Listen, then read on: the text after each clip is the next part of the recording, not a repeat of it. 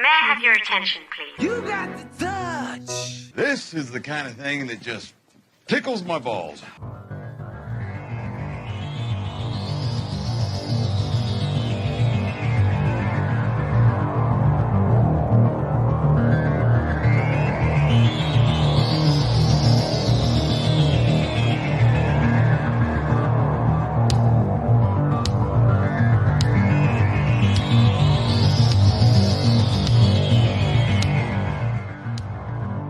Not ramping down. Just getting started.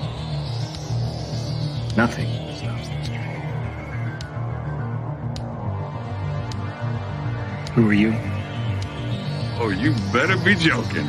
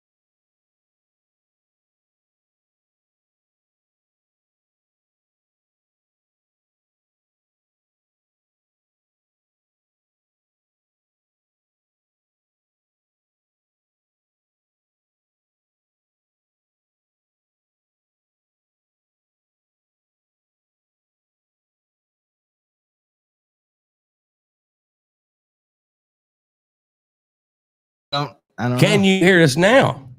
How about now? I bet they can now. They're So- working on it. Yeah. No, I don't know that they can't, or we're delayed when we do have a little bit of delay. Let's see. Here to chew bubble gum. Yeah, we're It's not how good you are, it's how persistent you are.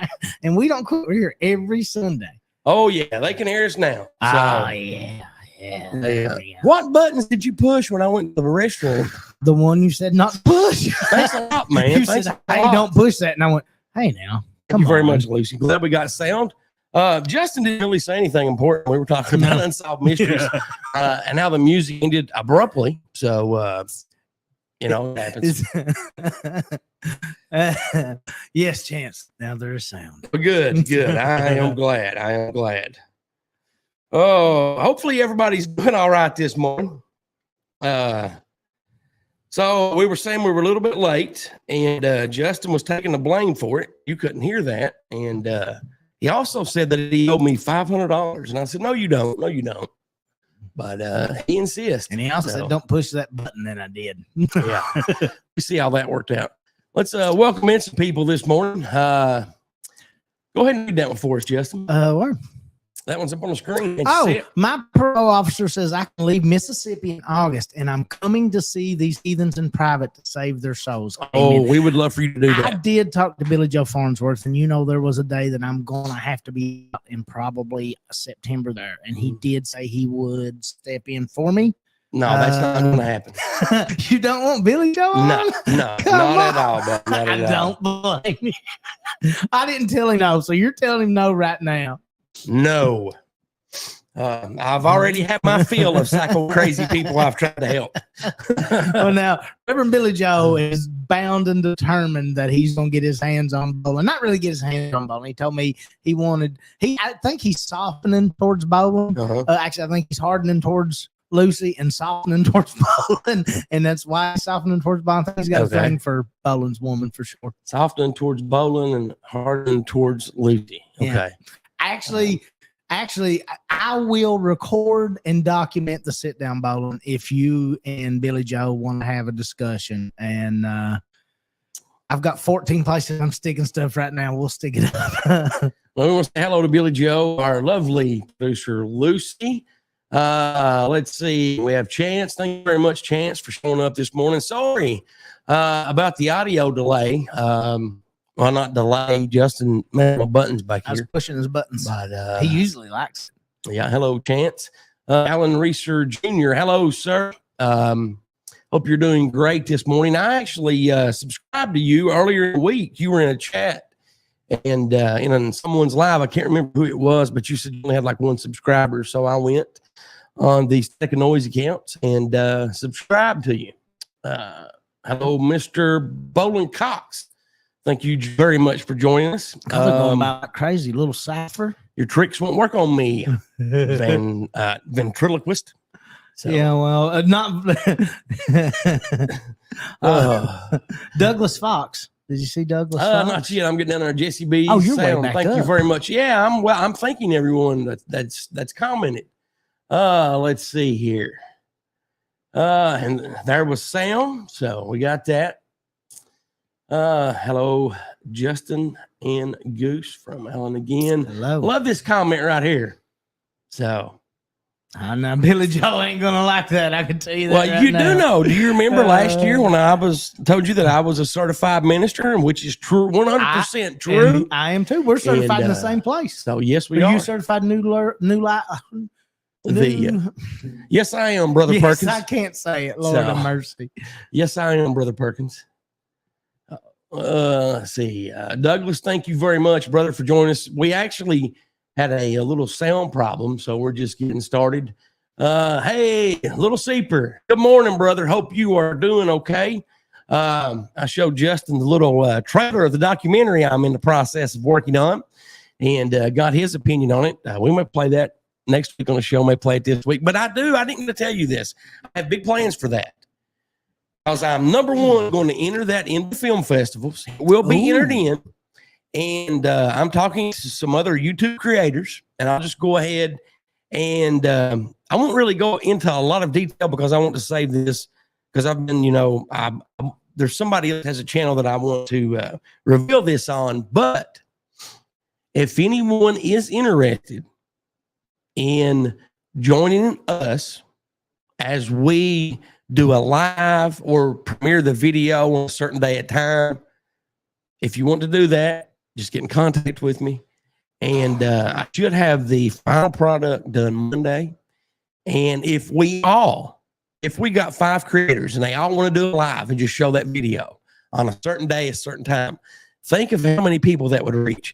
Now, we had a talk a few weeks ago, and I really didn't want to talk about this, but, seeing these guys in here, that's been harassed by Carson as well has just put a smile on my face, because when people come together, that means a lot. But a mass showing with several YouTube creators on the same day and same time, and then maybe a premiere drop on the same day and same time. Do that later. So what's your thoughts on that? What's everybody's thoughts in the group on that?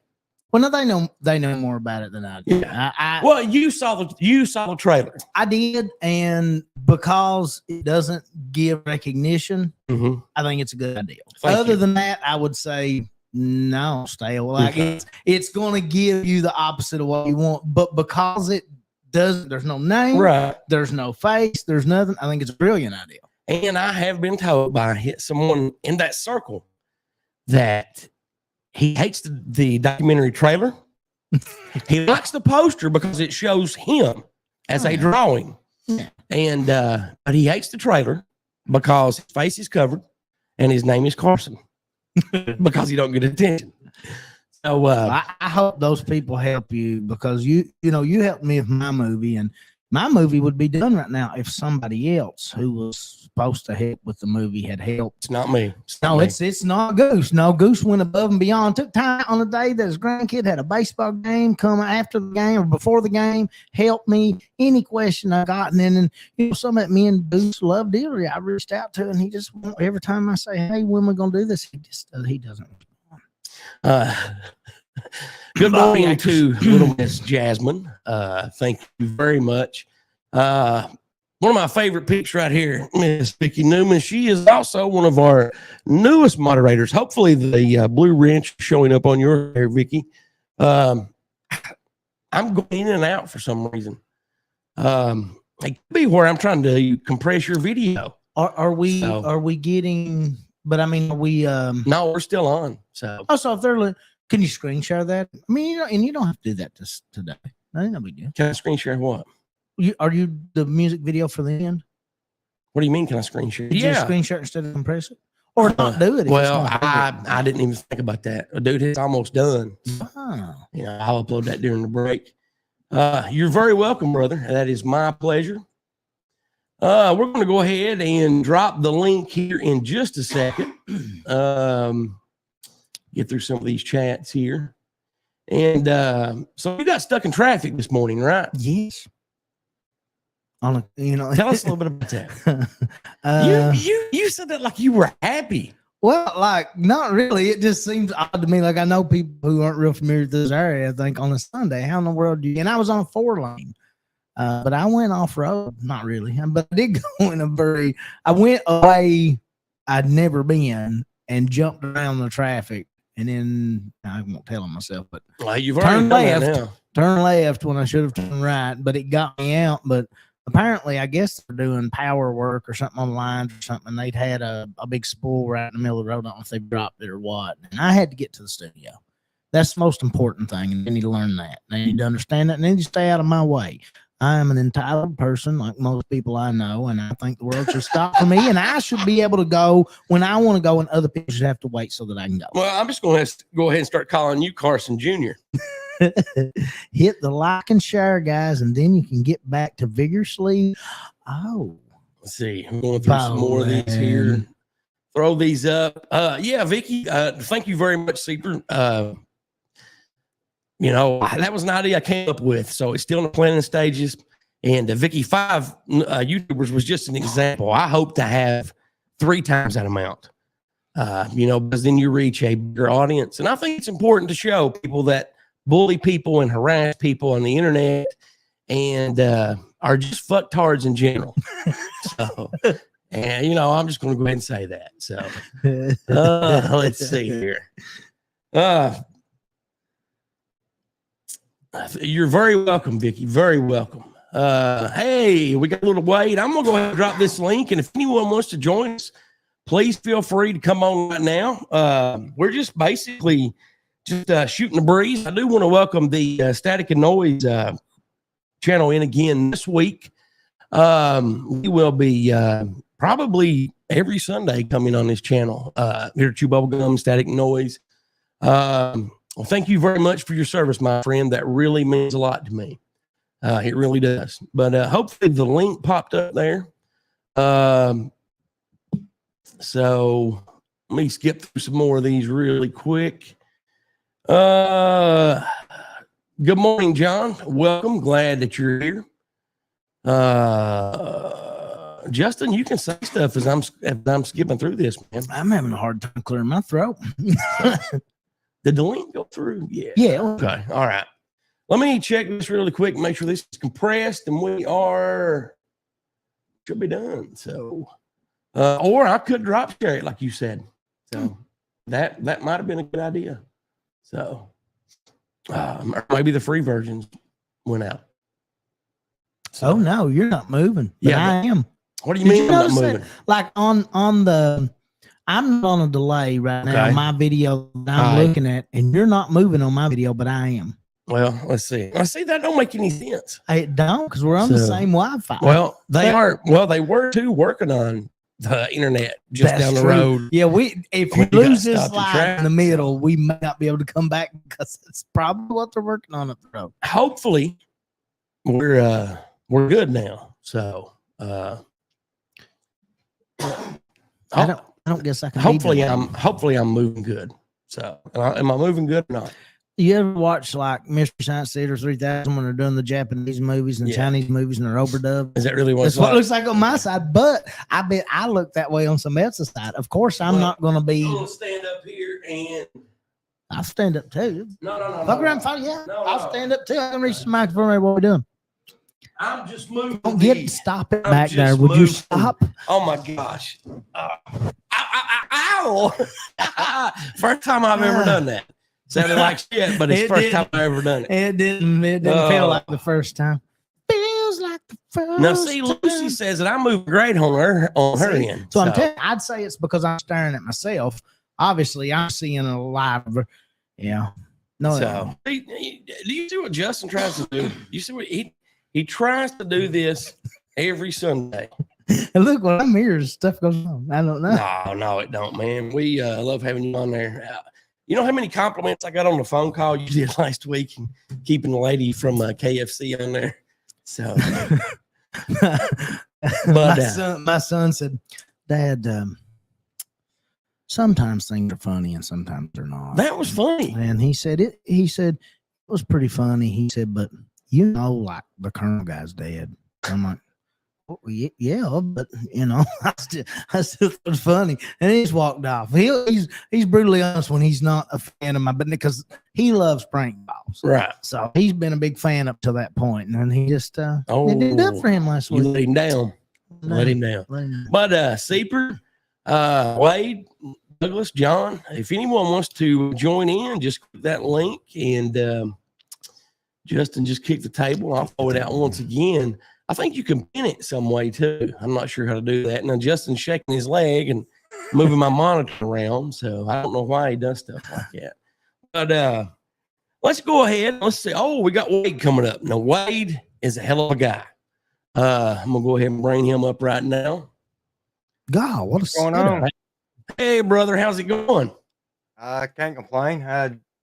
You'll have to excuse me. I had to get out of the bed. I had just been laying down probably the last 20, 30 minutes. So it's been a late night. Well, are you feeling okay?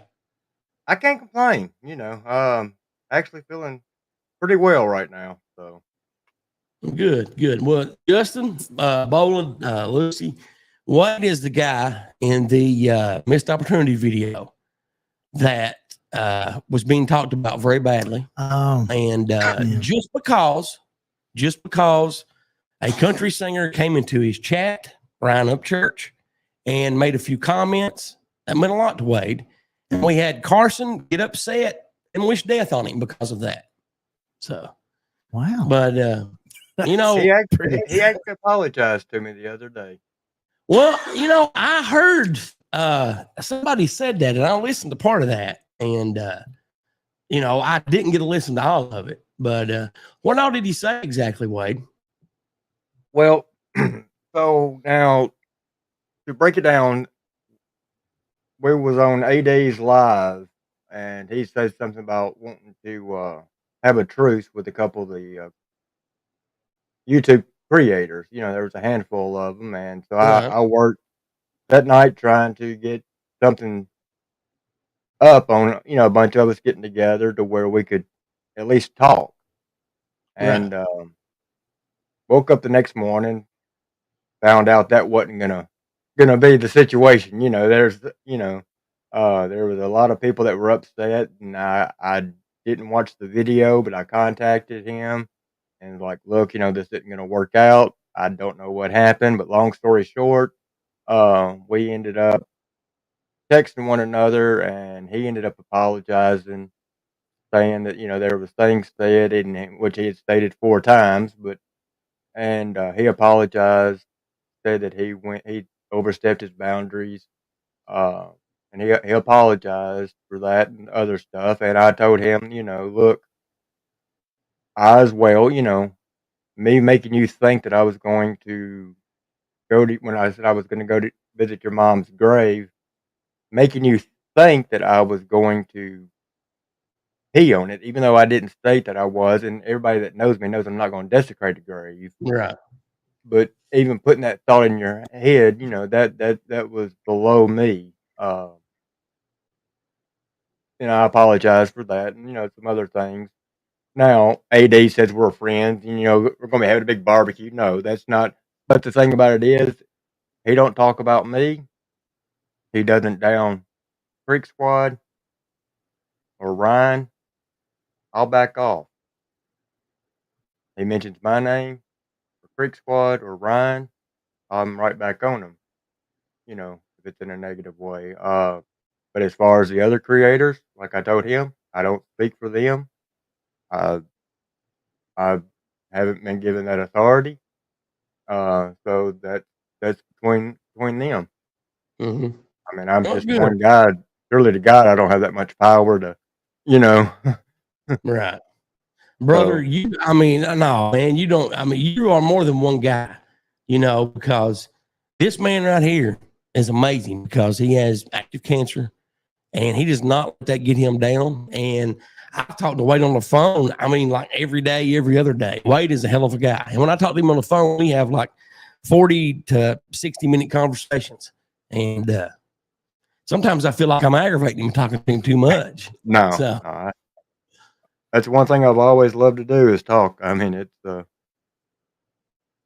that's how you get to know somebody. And like I said, I do want to apologize for, I guess, bringing this up. But hey, internet bullies, you can educate people. You can show the signs. You can people what to it's look for. It's something people didn't have to deal with in the past. I guess there's this imagined thing that because I've heard people say it, like I really have. Like, all right, if somebody bullies you in real life, it's apparent and that there's a negative outcome from it. But if somebody bullies you online, I think a lot of people are like, well, that's not as bad. It can be as bad. Like it can be. I do, and Goose knows me. Like I'm a brutally honest person. To be brutally honest, I think a lot of that, and just me on the outside looking at this situation, a lot of that is not asked for, but offered up. Like you're presenting the opportunity in a lot of cases. And I'm not saying that's the case in this situation because I don't know it. I'm not going to know it. I'm not going to look into it. I don't have any interest in it because that's just not the way that I work. But I do know people, especially when I first started Talk Junkie, 99.9% of my emails were negative. I'd read the negative email. I'd thank the person for it.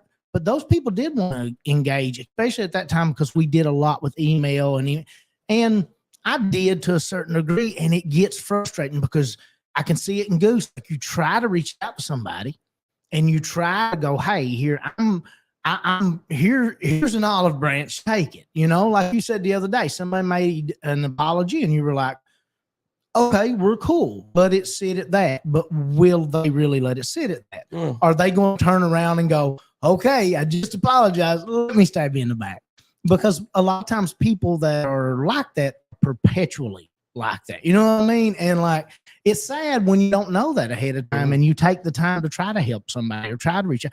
You take the time to try to be friends with somebody. And then the next thing you know, they're making fun of an illness or they're talking about peeing, like you said, like talking about peeing on somebody. And you're like, how did we get to this point? Like I tried to be nice to you and tried to help you.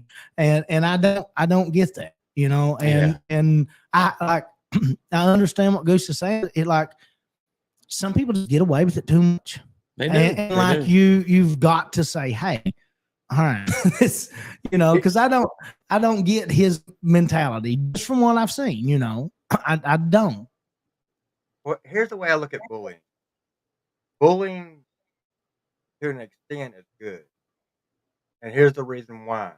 Like in school and stuff like that, because it builds character to an extent. Now, to an extent, because if you take, and this is one reason I don't like the idea of homeschooling so much, because if somebody is not bullied at all, then when they get out into the real world, I'm talking about young age right now, and when they get out into the real world and see how things are, and now they've been what I would consider babied right now, as a young kid, it's going to be a major eye opener. They're not going to know what to do.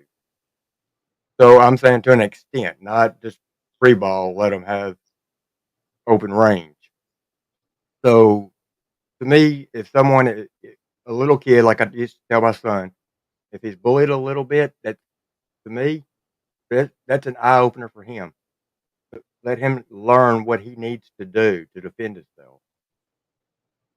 Now, we had a girl up here where I'm from that was bullied so bad, unfortunately, she went home, got a kitchen knife.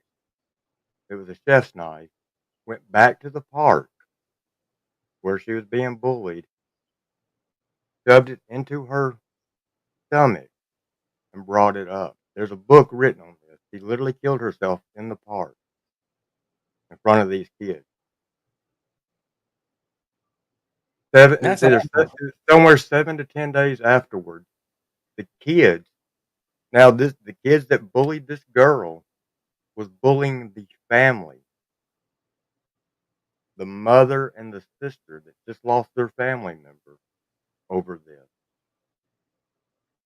That's awful. And you brought up a good point. In our generation, and Justin's a little bit younger than us, even though he looks 10 years older. 10 years older than us, Wade. A lot of kids nowadays, though, like the instance you just described, they do that. They don't go to the playground and fight it out, or it's not like it was when we were kids. I mean, when I was kids, and when I was a kid, even though I still dress like one, we would. I mean, if somebody didn't like me or didn't like them, and we went out and fought on the playground at recess, and we didn't get caught, and taken to the office. After that, I mean, it was over. We didn't aggravate each other anymore. I mean, we would fight, and if not that day, the next day we were best friends again and out doing whatever we did. Nowadays, it's nowhere that way. It's like if, and even adults on here, so that they think if you don't think the exact same way that I do, or if you don't like everything I like, or if you don't vote the exact same way, we can't be friends. They think everybody that they associate with has to be a Xerox copy of you, or you can't associate with one another. And that's the difference. If I want the people that I hang out with to be different than me, because that's why we're going to communicate. If everybody's like me, our life, it's going to be boring. Like Vicky said, she thought bullying had gone too far and got kind of bad. I was, and Bolin knew me growing up. I was a small, weak, weird kid, and like I wasn't, violently bullied by because I just happened to live around good people. But I was bullied. I was made fun of a lot, and tried to make people laugh to combat that. Like that was my way. If I could be funny, and then I could change it. And that might seem like a positive, but it wasn't to me. And that's why, like, I am more serious in more situations now than I used to be, because I learned not only how to protect myself, but also how to deal with that. But I think kids, especially in the 80s and 90s, got bullied really hard and really viciously. I think it's a combination of what you said and kind of like what we were all getting at. Like we were better prepared to deal with it. We were better equipped to deal with it because of the way social interaction worked back then. And we, it's not good that we got bullied fully. It definitely made me who I am. And like I said, I'm not sitting there going, oh man, I was getting wedges every day and getting my head. I was getting made fun of because I was a little small dorky kid and didn't have a problem with that. Like I was satisfied with who I was. That's one thing I've always been fortunate. I like me and I don't need anybody else to. But I think we were better equipped to handle it because of the situation that we were brought up in and the way we were brought up in. And I think kids today get bullied a lot in the same way, but not like they're not equipped. Like you said, like their social interaction is more artificial.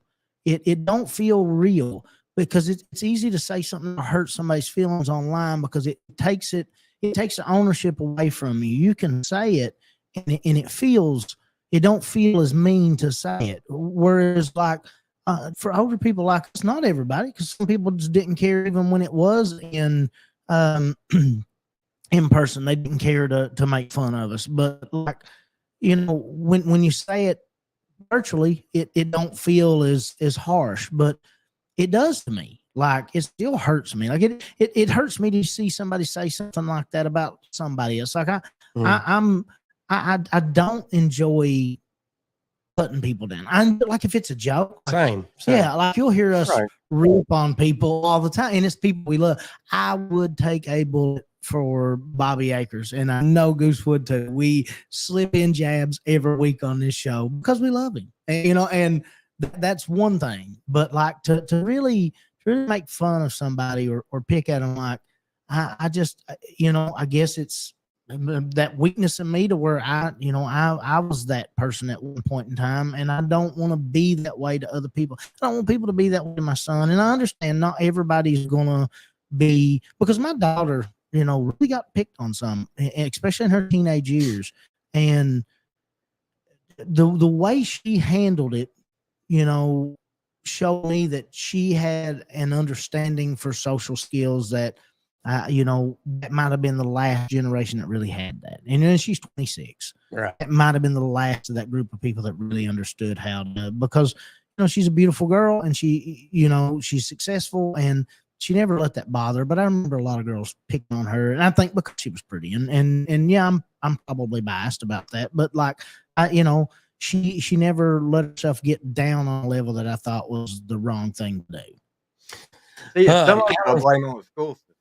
Because my son and your daughter are the same age. Yeah. Now, when my son went into high school, they had a meeting with all the freshman parents, and there was an SO there, and he informed all the parents. He said, "Now look, if your child gets into a fight, whether he starts it or not, they will be arrested." I looked over at my wife. I looked back up at him, and I raised my hand. He said, "Yes, sir." He said, "Can I help you?" He said, well, you got a question. I said, yeah. I said, you're telling me if my son gets in a fight, so he gets hit and he defends himself, you're going to haul him off to juvenile? And he said, yes, sir, that's correct. I said, well, let me tell you something. While you're hauling him off, I said, you better be ready to another set of handcuffs. I said, because somebody else is going to be getting knocked out. I said, my son was not only raised by me to defend himself, the right to defend himself. I said, but his sensei also has taught him not to start a fight, but the right to defend himself. And he said, well, sir, he said, that's the rules of Rutherford County, which is where I live. Yeah.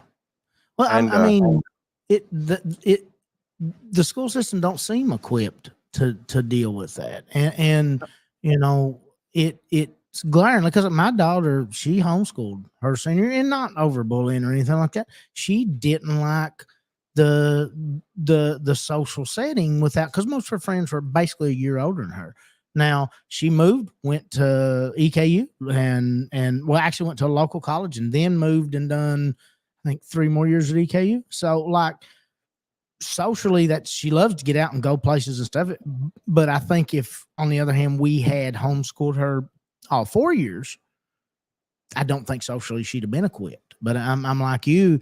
There's sometimes even though I think, like you said earlier, we both agree they need that experience. A lot of times the school fails them when you're trying to give them that experience, because the right to defend yourself verbally is no different than the right to defend yourself physically. Like, you can't let someone hurt you, and the old saying, when I first started in jujitsu will humble you. You don't meet a lot of assholes in jujitsu. You don't, because it's humbling. And I think that a lot of bullies need that. They need humbling, and humility is a beautiful thing. And sometimes it has to come from hard work. Sometimes it has to come from being at your lowest point. And sometimes it has to come from somebody that they think's weaker than them standing up to them. I totally agree. And that's the thing, my son, because, number one, with martial arts and all that, you've got self-discipline.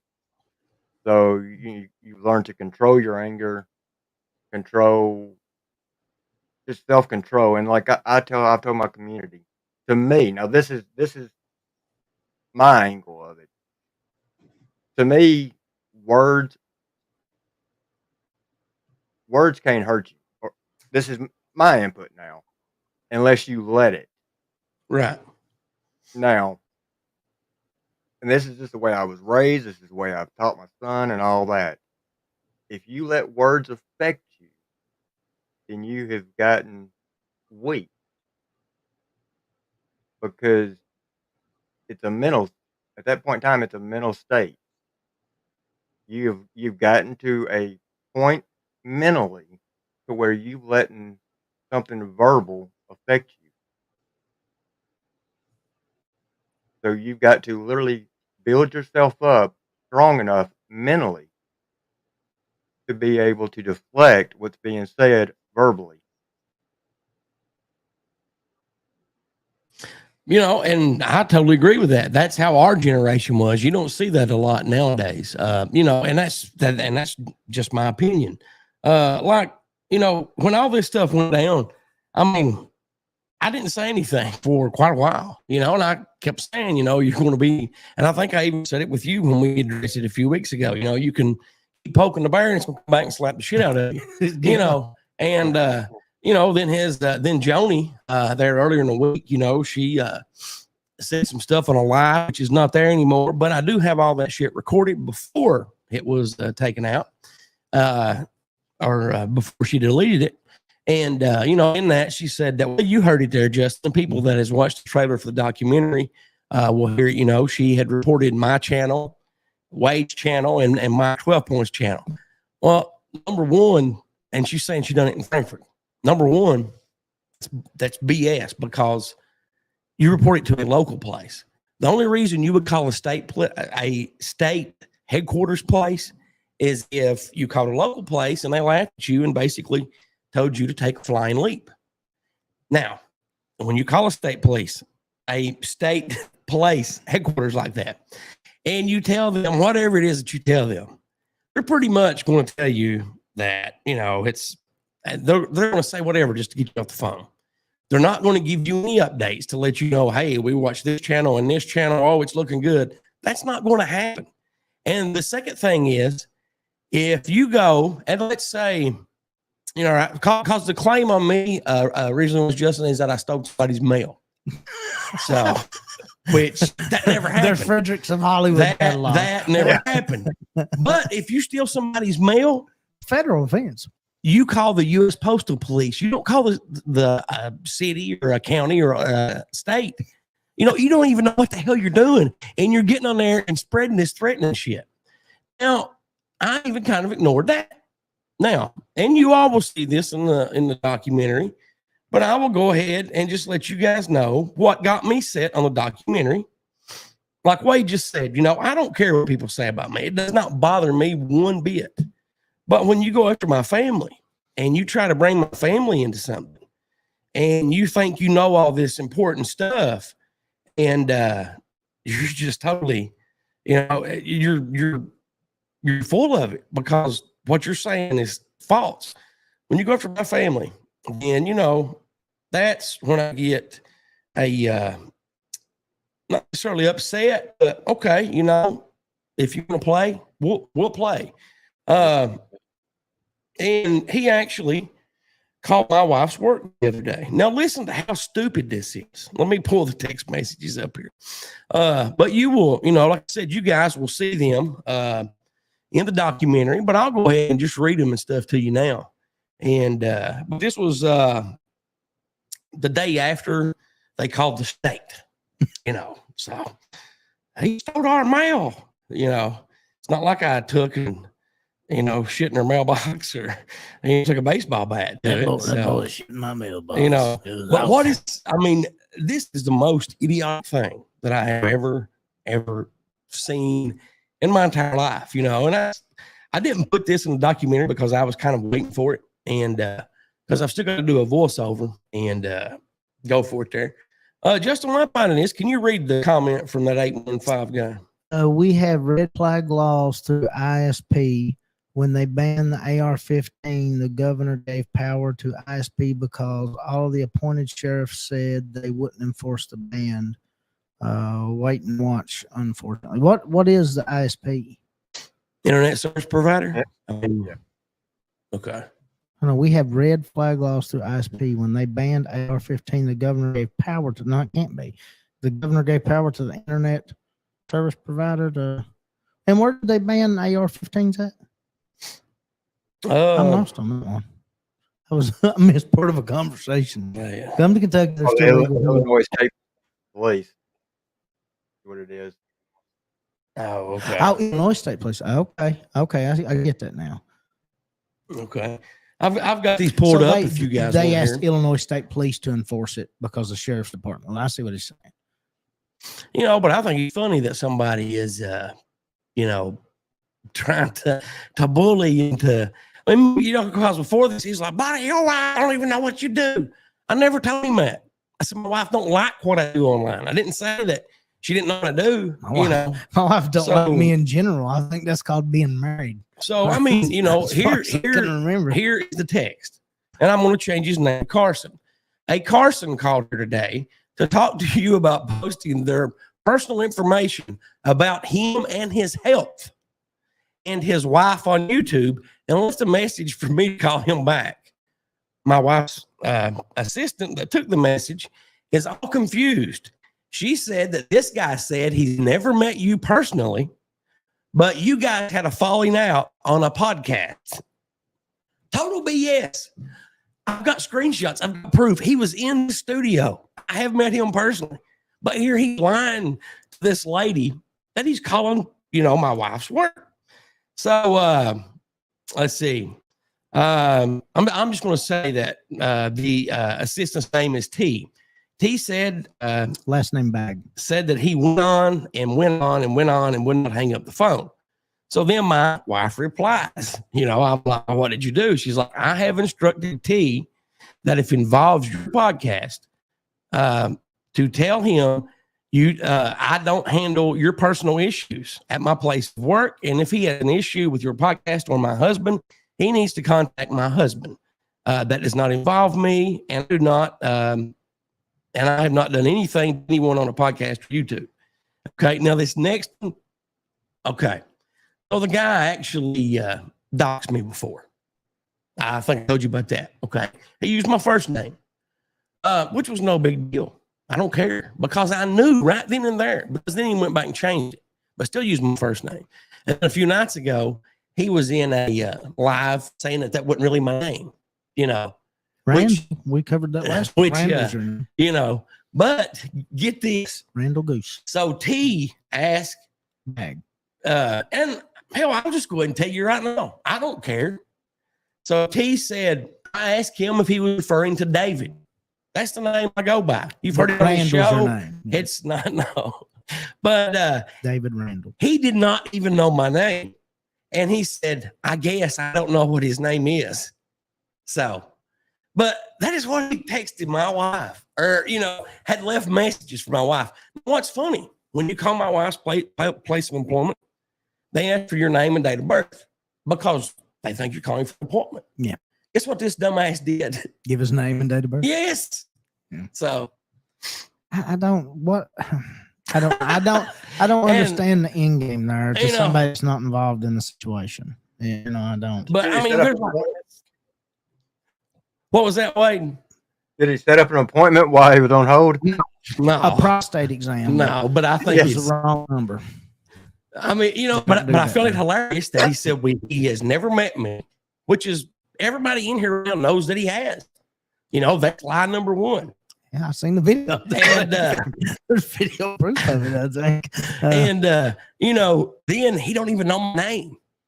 He don't even know my name. Randall. I mean, he don't know it. But my wife, and I kept telling him all along, my wife don't give a shit, buddy. She don't care. She don't have nothing to do with this. So then I thought, after that, I thought, you know what?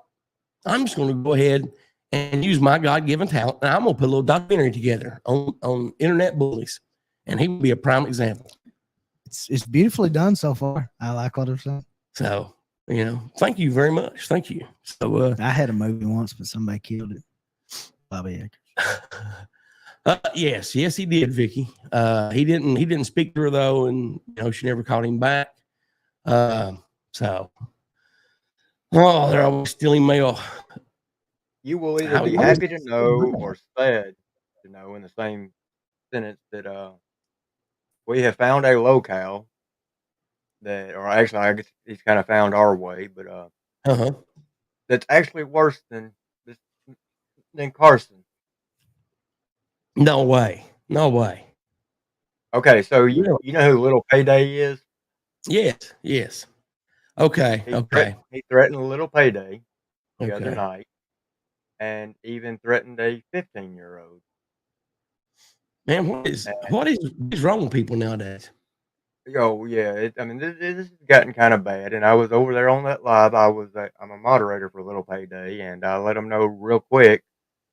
I start off. I just told them, I do not threaten Payday. They've already had a falling out beforehand. Well, apparently he wanted to disregard my warning and continued on with it. And I let them know real quick if they wanted to dance with the devil, I'll be his effing dance partner. I'll try to keep it clean for your and you're free to say anything you want to, Wade. You can say he's got the quite a bit of Creek Squad. He's got the Little Family, Worky Verse, and all on him now. And now, I mean, he's yeah, but yeah, he's actually worse than what Carson was at his worst. Let's see, and that's that is just ridiculous. People doing that, and I'm going to tell you guys right off the bat, I never start anybody's mail.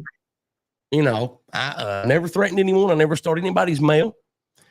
But if this continues, I have information that you voluntarily sent me that I'm sure the Department of Community-Based Services would like to know about, and the Internal Revenue Service would like to know about.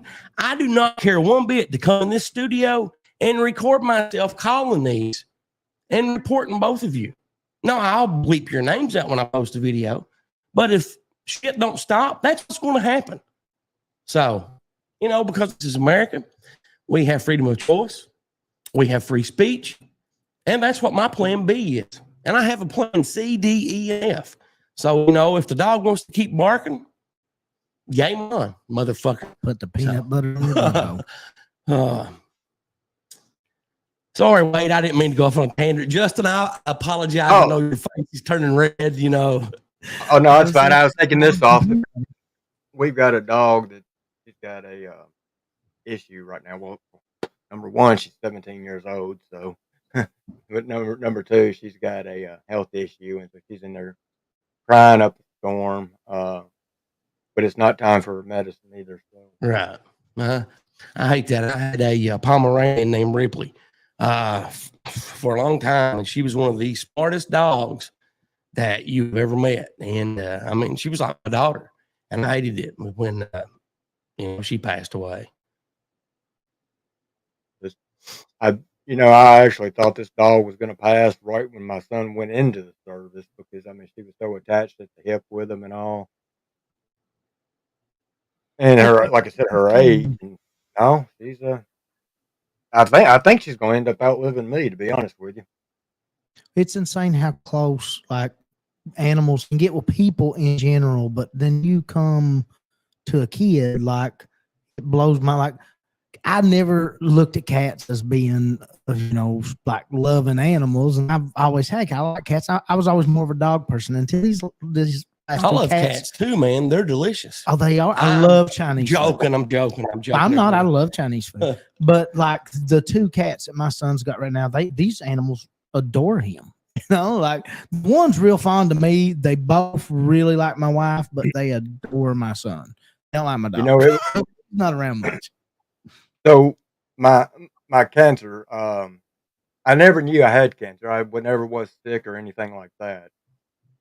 2.5 months before the doctors told me I had cancer, one of my wife's cats that wouldn't have anything to really do with me started coming over at night and getting by my belly, would sniff around it every night and would claw. Well, wouldn't put its claws in me, but would right in the same area for 2.5 months. So when I got diagnosed, I went to the oncologist, and he confirmed it and all that.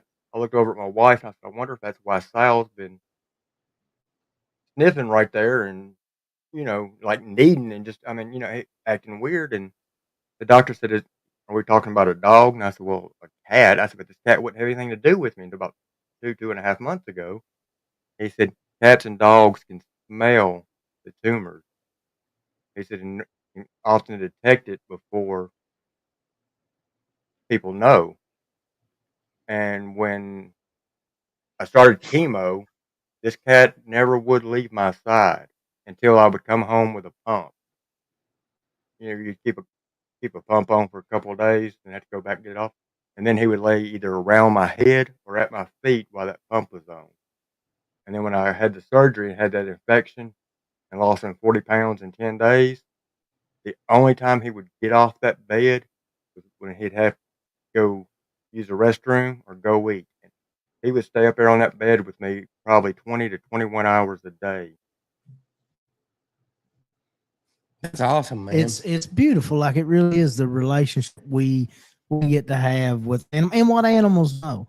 Like I was listening to a podcast and they showed a video. They were talking about this elephant in India.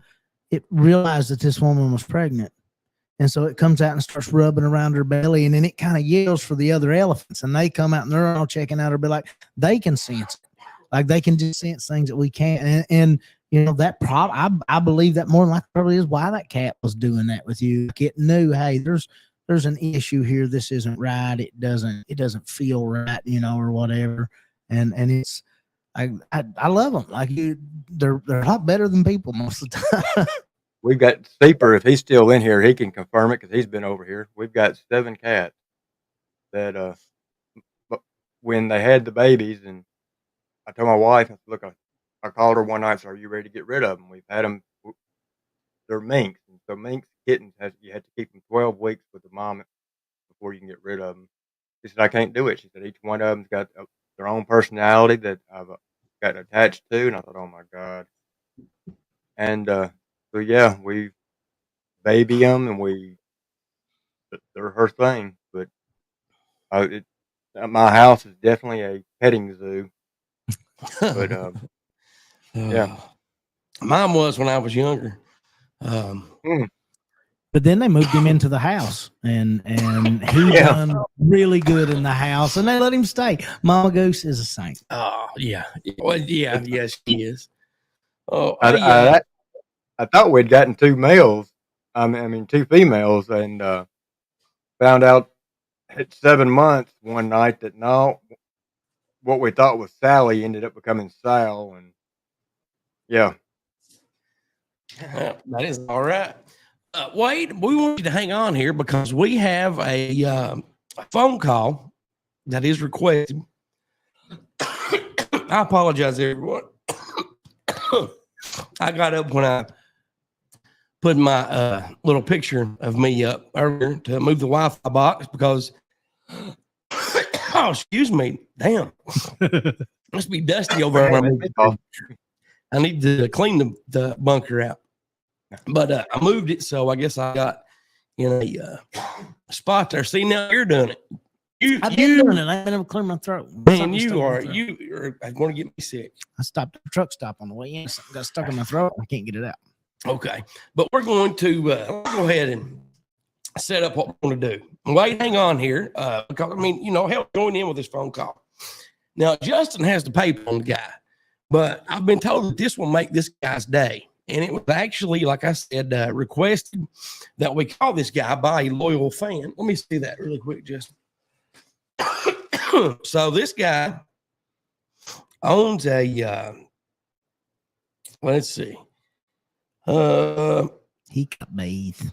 Yes, he owns a bee. He removes bees from your yard. And this guy that wrote in said he really don't think that anybody's ever hired him to do it. But he also likes helicopters. And he's talked for the last 40 years about buying a helicopter. And his real name is actual Carson, is his first name. That's his real name, but it's not the Carson we were talking about earlier. And I didn't even realize that until I got the paper from you here. But we're going to give him a call. So Justin, he's into bees. He's been going to buy a helicopter for 40 years.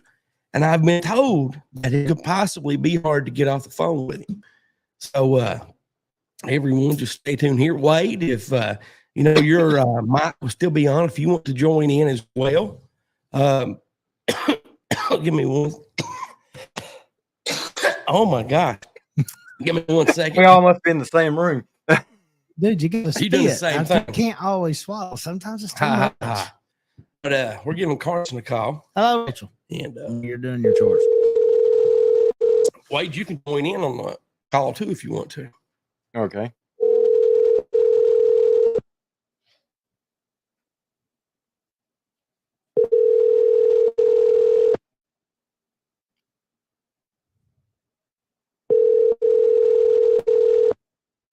Well, for a man to have his own business, he's not answering his phone.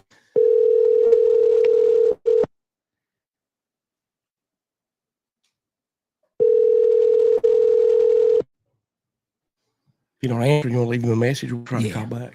Okay. Well, we can try calling back. There's a message. Okay. Well, wait. Let me see the paper one more time. Let me call him from a different number. It's got the same area code he's got. So, let's try this one more time. But I've been told by a loyal fan that was listening to us when we were on the radio. He's listened to us for several years now. That this would make his day, and he would be really, really, honored to be on. So Alan and Vicky talking about German Shepherds. I got a story about that when we get done with this. I'm gonna click on all these comments here. I can get behind them.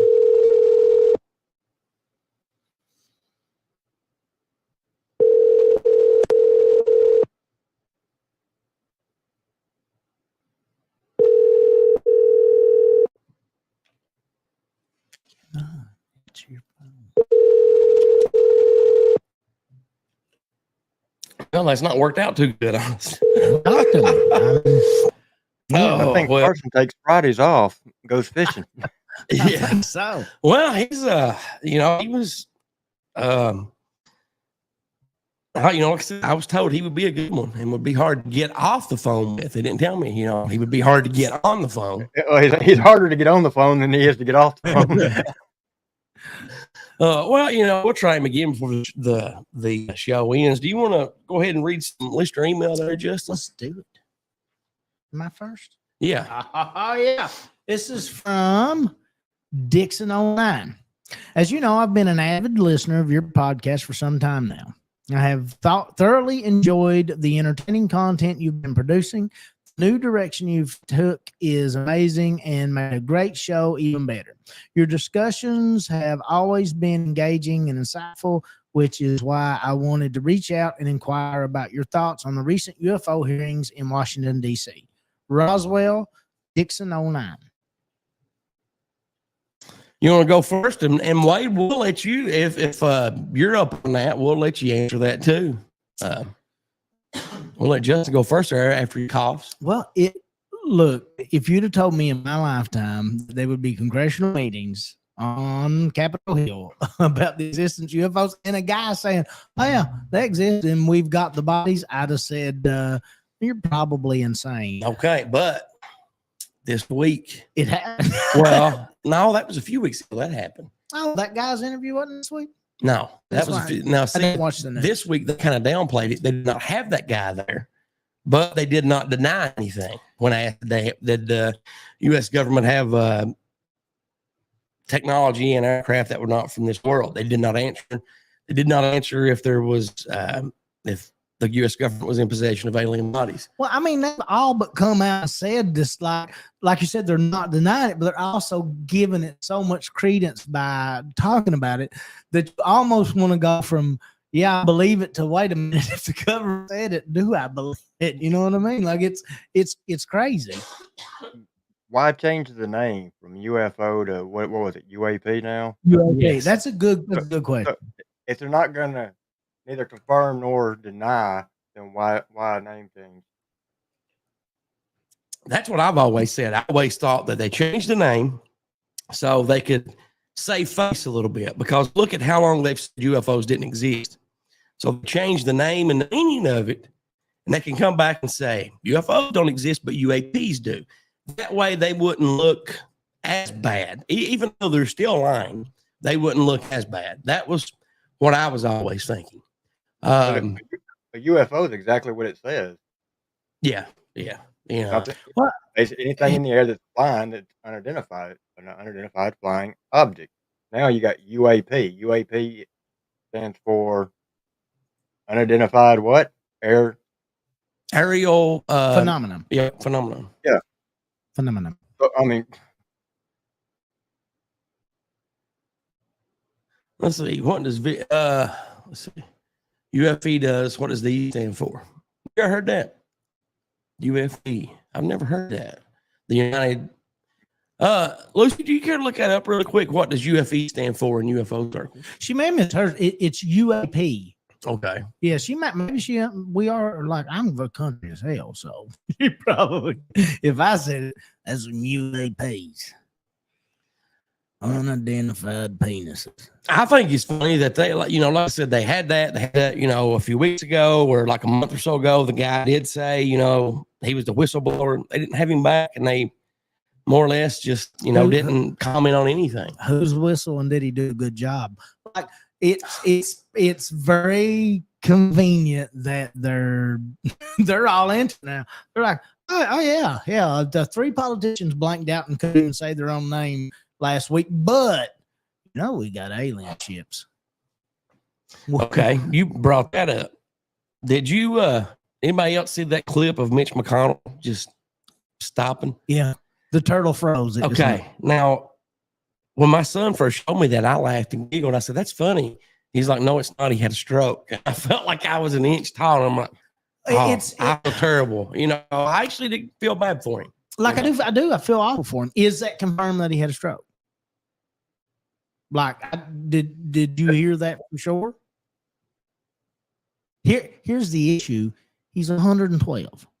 And the drunk lady that leads the Democrats is 112. And the lady that somebody had to tell her to say I the other day is 112. And the guy leading the country is 112. And the last guy that led the country was 112. We don't need people that are 112 leading the country. Instead of worrying about this minimum, I think it's 45 years old to run for president. Maybe we need to set a maximum of 65 to run for president. Enjoy your life. It's not 45. It's 40 something. 35. Is it 35? 35. Yeah, 35. Yeah. Now 35. Kennedy was the youngest, right? Yeah. He was in his 40s. He was 45. I thought he was in his late 30s. Well, he's not anywhere. He's in the ground right now. It went through his head. I seen it on the back of the car. His head, Goose, the chunks of it. Oh, man. It's a brain. No, I'm sorry. No, you're fine. Lucy did send me a what UFE is. I don't think this is what Vicky was talking about, because this is a urethra fibroid embolism, more or less. So maybe that's no, we hadn't talked about what's his name yet. I was gonna say maybe she's saying that's what the turtle had.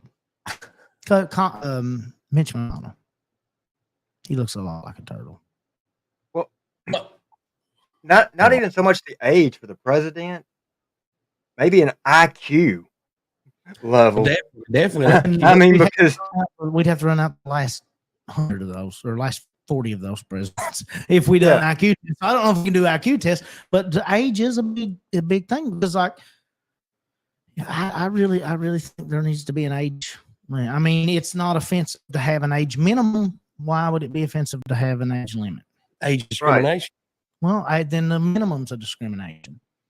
So I mean, like I'm all for discriminating on age, and I don't think it's discriminating. I think it's common sense. I don't think you should be able to make adult decisions until you're a 21-year-old woman and a 25-year-old man, because we understand how brain development works. I'm sorry, you shouldn't be able to take on student loan as an 18-year-old kid. You shouldn't be able to get shot at for your country as an 18-year-old kid. That's not fair. So, like, some kids know that that's what they want to do. Like, some kids make poor decisions and don't. And you know, you shouldn't be able to be told you can't do this herb that is considered a drug ever, but at 21 you can buy cigarettes. Well, you know, you're yeah. Are you talking about marijuana? Yeah. Okay. I think the Senate needs to have a term. I think you can only sit on that. Yeah. For so many term years, limits would make a huge go 100%. Well, there's a way to do that, and this will show you how important tribalism is to people. You can have any belief you want politically, whatever party you believe in, and it doesn't matter which one it is. They have done nothing in your lifetime, and it can be proven. All you have to do is go back and look. And for everything that you think your party supports, they've done nothing to support that in their lifetime. And the other party, they've done nothing in their lifetime, and they've done nothing to support the things that they say they support in your lifetime. So all you have to do is vote against every incumbent. If you vote against every incumbent, regardless of party, then it's no longer a lifetime job. And if it's no longer a lifetime job, these outside interests are not going to pay as much and offer as much to these people because they're not going to be in there long enough to make a difference in that. And then you can get to the point where they'll say, okay, 2 terms and that's it. At least let us get 2 terms. And that will make it better. And then you can start working on that third party. Oh, the next email is from Keith. It says, I hope this email finds you well. I wanted to take a moment to express my absolute delight with Justin's prank calls on the podcast. My answers. His creativity and talent is intimidating voices are truly exceptional, and it never fails to leave me in stitches of laughter. The way Justin brings various character voices to life during the prank calls is nothing short of impressive. Each call is unique and entertaining, and I find myself eagerly awaiting the next one with each new episode. Keep up the fantastic work, and please convey my compliments and gratitudes to Justin for his incredible comedic skills and voice talents. I eagerly look forward to more laughter-filled episodes in the future. Thank you once again for the wonderful entertainment. Justin fan forever, Keith. How much did you pay that guy? $50. And it's the best 50 I ever spent. And I was about to send him an email back, hey, Keith, did you get that 50 spot? And he was like, oh yeah, I did. And there it is. Thank you, Keith. I mean, that best $50 I ever spent. Well, there's a comment right there of what they found in the White House, but they've not been able to pinpoint who smuggled it in. They don't look fun enough, any of them to have. I can tell you. Was Hunter in there? Yes, it was in the room he stayed in, but nobody has actually said it was his. The last thing that I heard was they could not find whose it was. So, I mean, another question is, did he bring a laptop? Oh, that's a great question right there. I mean, it was a light and switch. Like, you can't get the laptop, but I get some blow.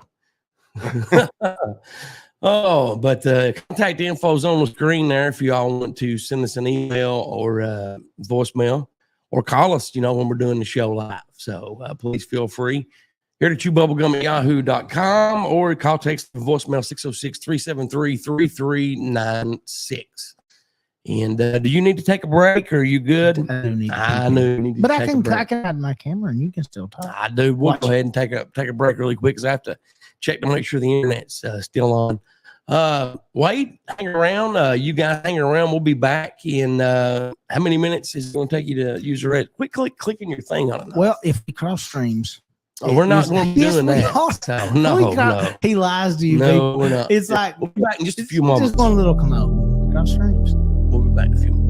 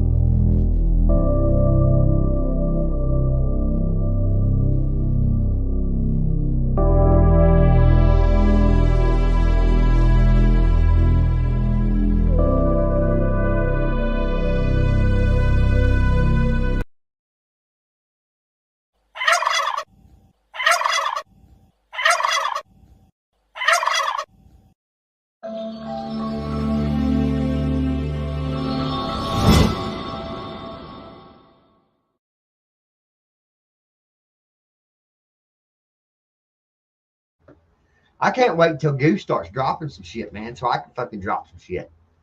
Damn, wouldn't that be that'd be a hell of a beef and start, wouldn't it? Your wait's over, mother.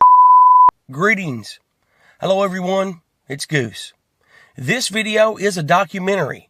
Its purposes are to educate and inform.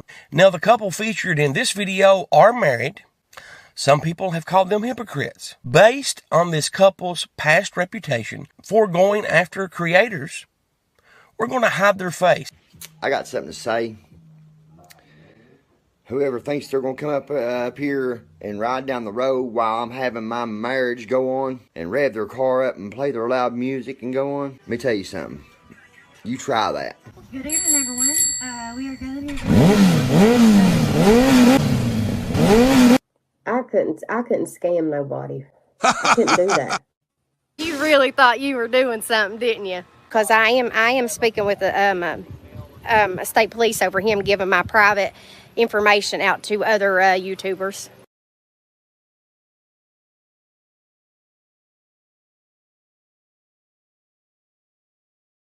I've done nothing personally to you. Right? No, you have. That's your feeling, but you have done something personally. What did I do to you personally? You've talked about a dead child. I've been to jail twice. Actually, 3 times.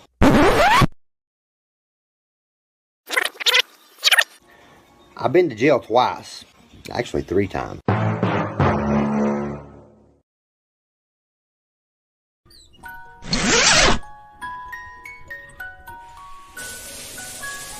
Ow, ow, ow. Ow, ow. Ow, ow, ow. Ow, ow, ow. Goose.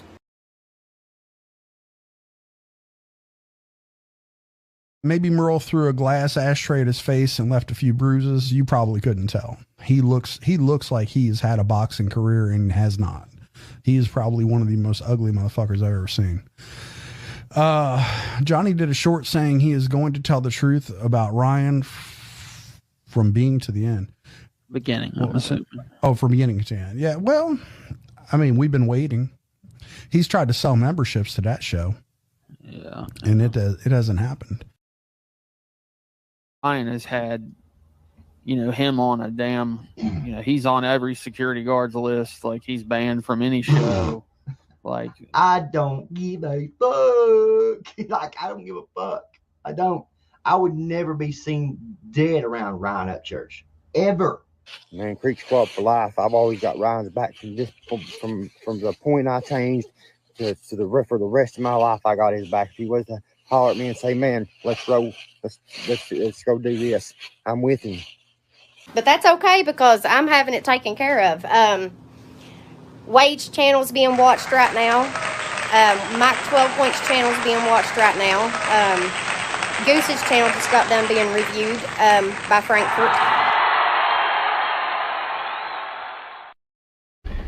I've been going to church for a year now, a little over a year. And, I'm really tired of people judging me, guys. When you're telling me that I shouldn't go out and drink beer and go to a bar and that's judging me, for one thing. You really shouldn't say it in front of the whole church, the whole congregation either. They was judging you? How dare them people judge you? I know you wouldn't judge anybody. This is what I want to know though, man. Because you got to be slipping something awful before a non-denominational church will call you out in the middle of service in front of the entire congregation. What was you doing in there, man? Was you getting bumped up?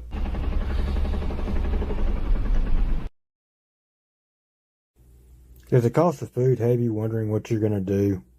How you're going to buy groceries? Well, I think we've got a solution to your problem. The folks over at We Sell EBTs have got a big sale going on right now. Half off on EBT cards. That's right, folks. For $500, you can get $1,000 worth on an EBT card. Imagine buying $1,000 worth of groceries for only $500. What's the catch? Well, the folks over at We Sell EBTs don't care about groceries. No, they don't eat.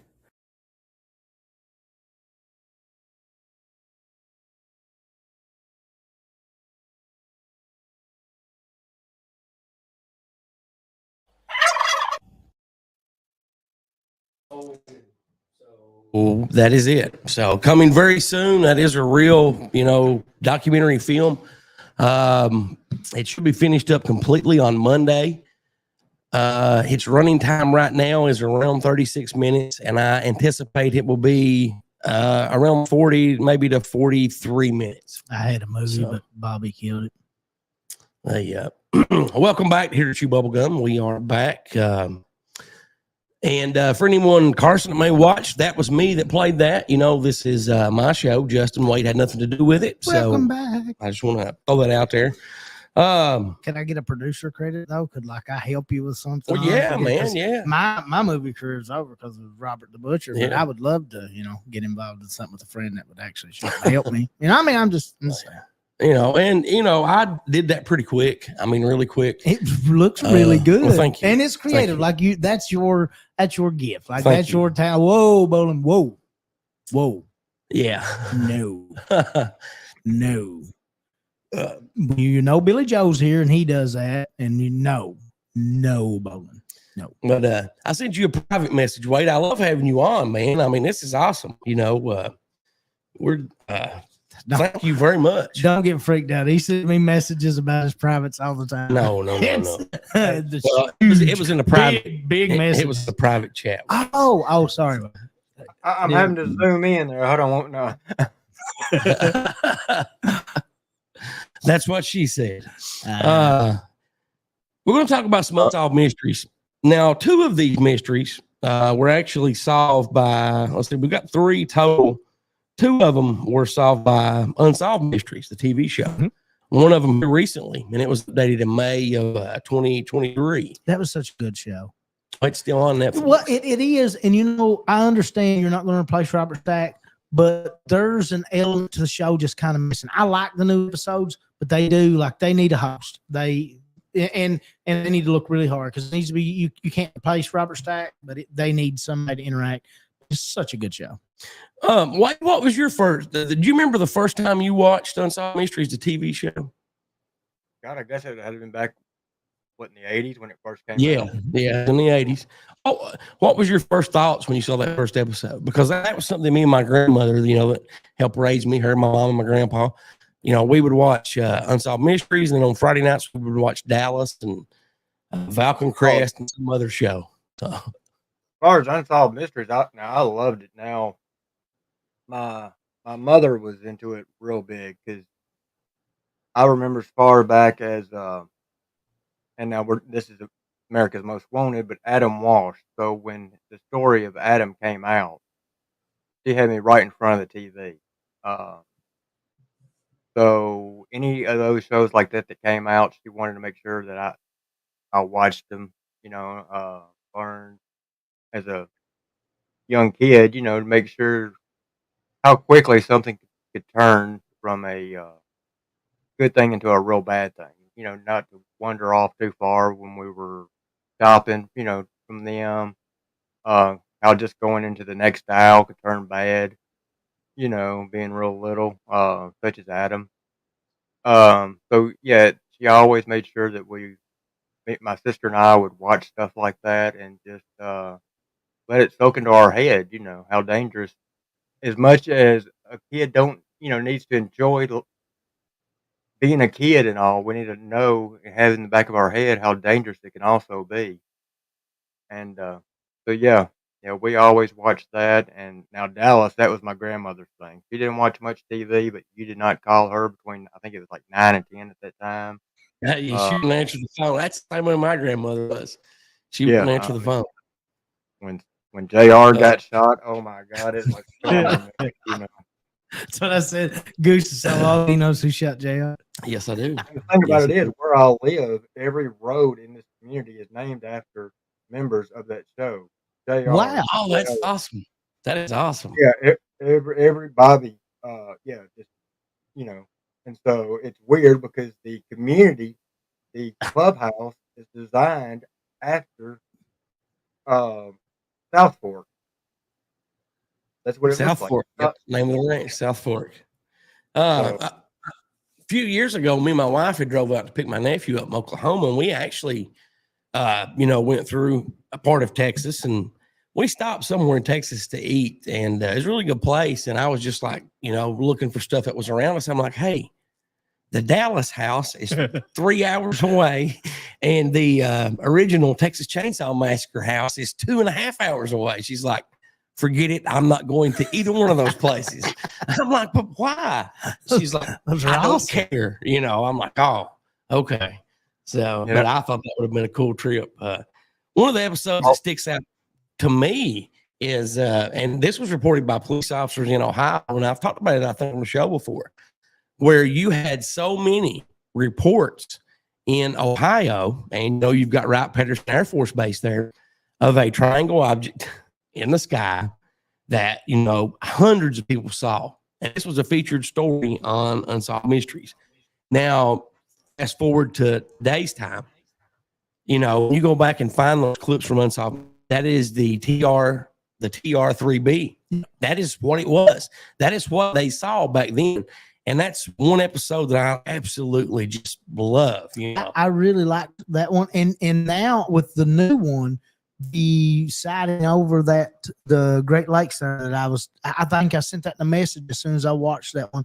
Like that's a really interesting one. It's hard to get me interested in a story like that don't have pictures or something, but both of those stories had such great documentation. And like I said, the type of people that were being used as witnesses were amazing. It was really, really good depth to it. And, Unsolved Mysteries, obviously they went in that paranormal direction a lot, but their stories were so well done, so well investigated. They always had good, at least circumstantial evidence with it. And it was, my wife's still afraid of the music. You know what I mean? Like, that music it's iconic. It's one of my favorite shows growing up. It's what led to my love for the X-Files. I think my love for Unsolved Mysteries led into my love for the X-Files. The X-Files was a good show. I loved it. I've got the complete series on Voodoo, so it's kind of funny that Lucy put down Voodoo. But yeah, I've got the complete set of X-Files, even with the 3 movies that to it as well. It's fun to go back and rewatch them. I like to do that. I like to go back and go season 1 and watch the progression. And I was in love with Scully. So Scully was awesome. This first case we're going to talk about, it was updated in May of 2023, and it was featured in 2022 on the new Unsolved Mysteries on Netflix or wherever else you find it streaming. And it was a story of a kidnapping. And the young lady's name that was kidnapped was Kayla Ubenhan. She went missing from Illinois on the 4th of July in 2017. She was kidnapped by her non-custodial mother named Heather, and she was found safe 6 years later after she was abducted by her mother. Yes. And she was found in North Carolina. She was 15 years old when she was found, and she was recognized by someone who watched the Netflix show, Unsolved Mysteries, and they located her, recognized her at a convenience store. And that's how she became, found and reunited with her dad. And as of May 2023, her mom, Heather, is still being held on $250,000 bond. And, the state says that they're pushing to the max for this lady kidnapping his child.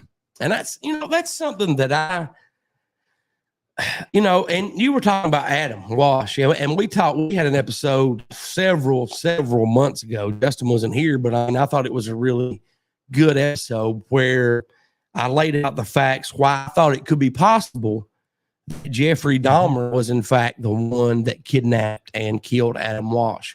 Because if you've not read up on that, there's a lot of facts that indicate it's very possible that was one of Jeffrey's earlier victims. And I presented all the facts in that. But that's really interesting if you guys want to dive down that rabbit hole. It's a great episode on your own. So thank you very much. It would have been a lot better if you were here, but No, I would just make crappy jokes. So, that's been talked about. And then the guy that they believe killed Adam, you can't prove it because he died before, Yeah. the evidence. I do believe, wasn't it Adam that actually, not Adam, wasn't it John that actually talked with him at one time? Yeah, he did. But they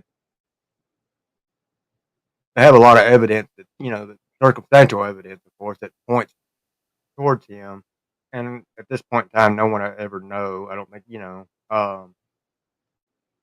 and that's really, truly sad. Yeah, I mean, I guess right now, I guess anything that comes up is going to be circumstantial at this point. Yeah. But yeah, my wife's read all his books on that, and I mean, it's just, and his son's doing an excellent job taking over the show. Have you seen the new show? No, I have not saw that. Is it as So- good as John is still on there at times, but his son Okay. is pretty much handling it now. And it's really good. I mean, they took it off when it first came on. I think it was the third or fourth season, and it was Right. off for 2 years. And everybody in America wanted it back on. And so it was back on, and then it was on for like, I think 15, 20 years, it seemed like. Of course, his health declined, and it got real bad, and then it came back, and it was, I think, America Fights Back, or America's Wanted Okay. Fights Back. Yeah. But yeah, now it's got his son on there. I'll Yeah, have to check it out. I would say watch it. I think y'all will really like it. His son puts kind of a new spin on it. His son don't stay at the station so much like John did. He's out on the street, Right. and he's pretty going cool. after Well, that show had a big like impact. John did Well, in early years. yeah. I'll definitely check that out. No, Vicky says, wow, I didn't know Dahmer was the one who abducted John Washington's son. Now, it's possible that he did, because honestly, with the guy that took credit for it, that says he did, and then he recanted and then said he did, I mean, there's really no way to know, who actually done it. But thinking back, and correct me if I'm wrong, Justin, when we talked about it in the episode, Lucy, do you care to look that episode number up really quick where we talked about that way I could pass it along to everyone? Some of the facts that I talked about in that case was that at the exact same time, Dahmer worked at a pizza parlor that was right where the mall was at, or the Sears store. Yeah. There was a body like a month earlier that had been found in the dumpster that the pizza place used. Jeffrey Dahmer had the same exact van, wore a green army jacket, the same description of an eyewitness that saw a man throw Adam in a van and take off. All those were the exact same, and there were some more cases or things as well that I pointed out. I mean, those were the biggest ones to me. He was also spotted by several witnesses in the store. I think. And Dahmer's type that wouldn't have admitted to that. No, because no. he would have enjoyed them not knowing more. Yeah. There's certain stuff he would give away, and like you said, this guy that's saying he did do it. I don't know. Like, I read an article this past week, and I've not verified. I don't know if it's legit or not, but they think they found the guy that killed John Bonet. And there is this massive pile of circumstantial evidence. This guy is recorded. He admitted a lot of this to his friend. They investigated this guy really early on, and he admitted he's got busted numerous times for inappropriate pictures of minors, a lot of which were pictures of that weren't like inappropriate, but were pictures of Jean Bonet, including her autopsy pictures that somehow he got and was posting online. Wow. But this guy, like everything, it sounds like, you can never tell, did he do it or did he want credit? And is that the case with the guy that's admitting to the Adam Walsh thing?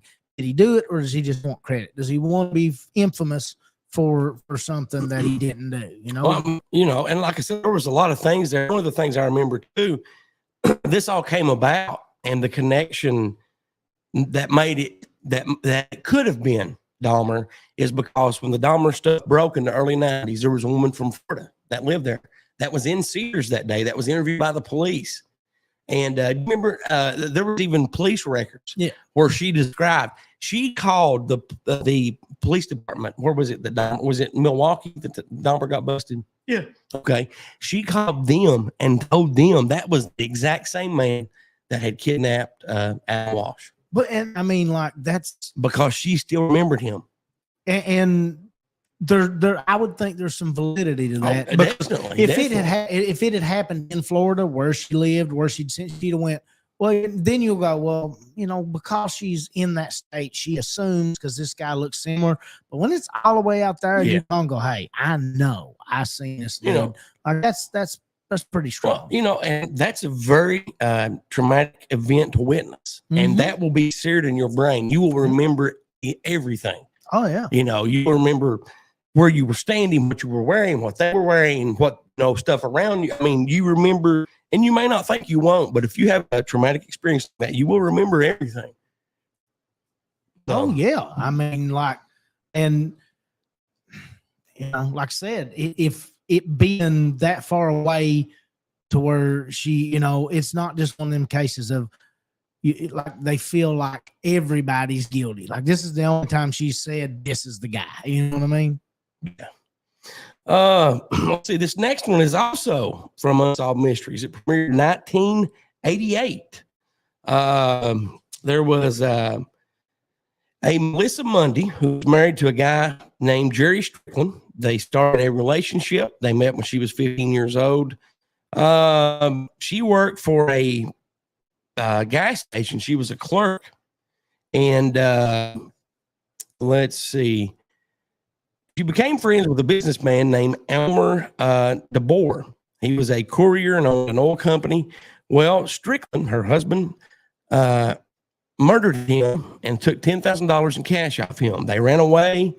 They were on the run for a little while. And after the episode aired, they were arrested a year later. Now, within minutes of the original broadcast, 1988, 20 viewers called the police to report where they were living at in Washington. They were there. The police got them. Strickland was convicted of murder, kidnapping, and armed robbery, and is serving 2 life sentences without parole. Now, Missy Monday, she served 7 months in a juvenile home for armed robbery and was then released when she turned 19 because she, you know, flip-flopped and, you know, turned state's evidence against the Strickland guy. And today she still works as a clerk, and she is 58 years old. Or I'm sorry, Jerry is now 58 years old and still in jail, incarcerated at the Thumb Correctional Facility in Michigan. Wow. So I mean, you know, TV shows like that, those were the first like reality TV shows. Yeah. Those were, you know, not like Survivor or all these scripted TV shows. These were real. These were legit. They were real cases. And people got, you know, reunited with loved ones, you know, if they were adopted. Missing people were found, you know, murderers and rapists and burglars were brought to justice because of TV shows like this. And well, I mean, there were shows like that ended up. That's the reason nowadays you've got the ID channel, you've got the Discovery, you know, yeah, shows like that. This was the shows that started all that. Yeah, it was using that medium for good, and you know, the internet's an ugly place. Like I'm not a big fan of the internet, and you know, me and Goose talk about that, and our friends talk about that in private all the time. I take these big long breaks from social media. Like I just got back on social media last week. 7 days, no social media. I've done 6 months before because I easily get obsessed with it. But internet in its own right is just as capable of those great things. If you've never seen the documentary Don't F with Cats on Netflix, like you need to watch that documentary. It takes internet sleuthing and internet detectives to their highest level. It is phenomenal what these people were able to do to catch this guy. It's unreal. And you want him caught. You want him caught and you want him castrated. And you want bad things to happen to him. But like these people go above and beyond. And it shows the intelligence of these independent detectives, like these, amateur detectives. It's a phenomenal documentary, and it's got some rough scenes. Like, not, they don't really show it, but we talked about animals earlier. I'm an animal lover. I know you are. Like, there's some spots that it's hard to, like, even though they don't show everything, like they tell what had, like, and it sucks. And this guy's posting this stuff online, and he's screwed up because they tracked him down. Are you talking about the BTK killer? No. Oh, okay. This is a guy that was killing animals online and then went to people, and people were debating over whether the videos were real or not. And these internet sleuths just started tracking him down. When he released one of the videos of the kitten, they just clicked on. That's when they started following him. I don't think he started releasing the ones with people in it until after that, after they got on his case. That was wrong move. Let me ask you a question, and Wade, I want you to answer this as well, and everybody watching right now, please answer this as well. In our area, let's start at Indiana and do a big circle around Indiana, Ohio, West Virginia, Tennessee, Illinois, Kentucky. No, we're starting this Kentucky as a center point. The butthole, if you will. Yeah. Think about all these women that have went missing over the last 10, 15 years. They all have the same appearance. They're blonde-headed, the same height, the same build. And you can go look this up.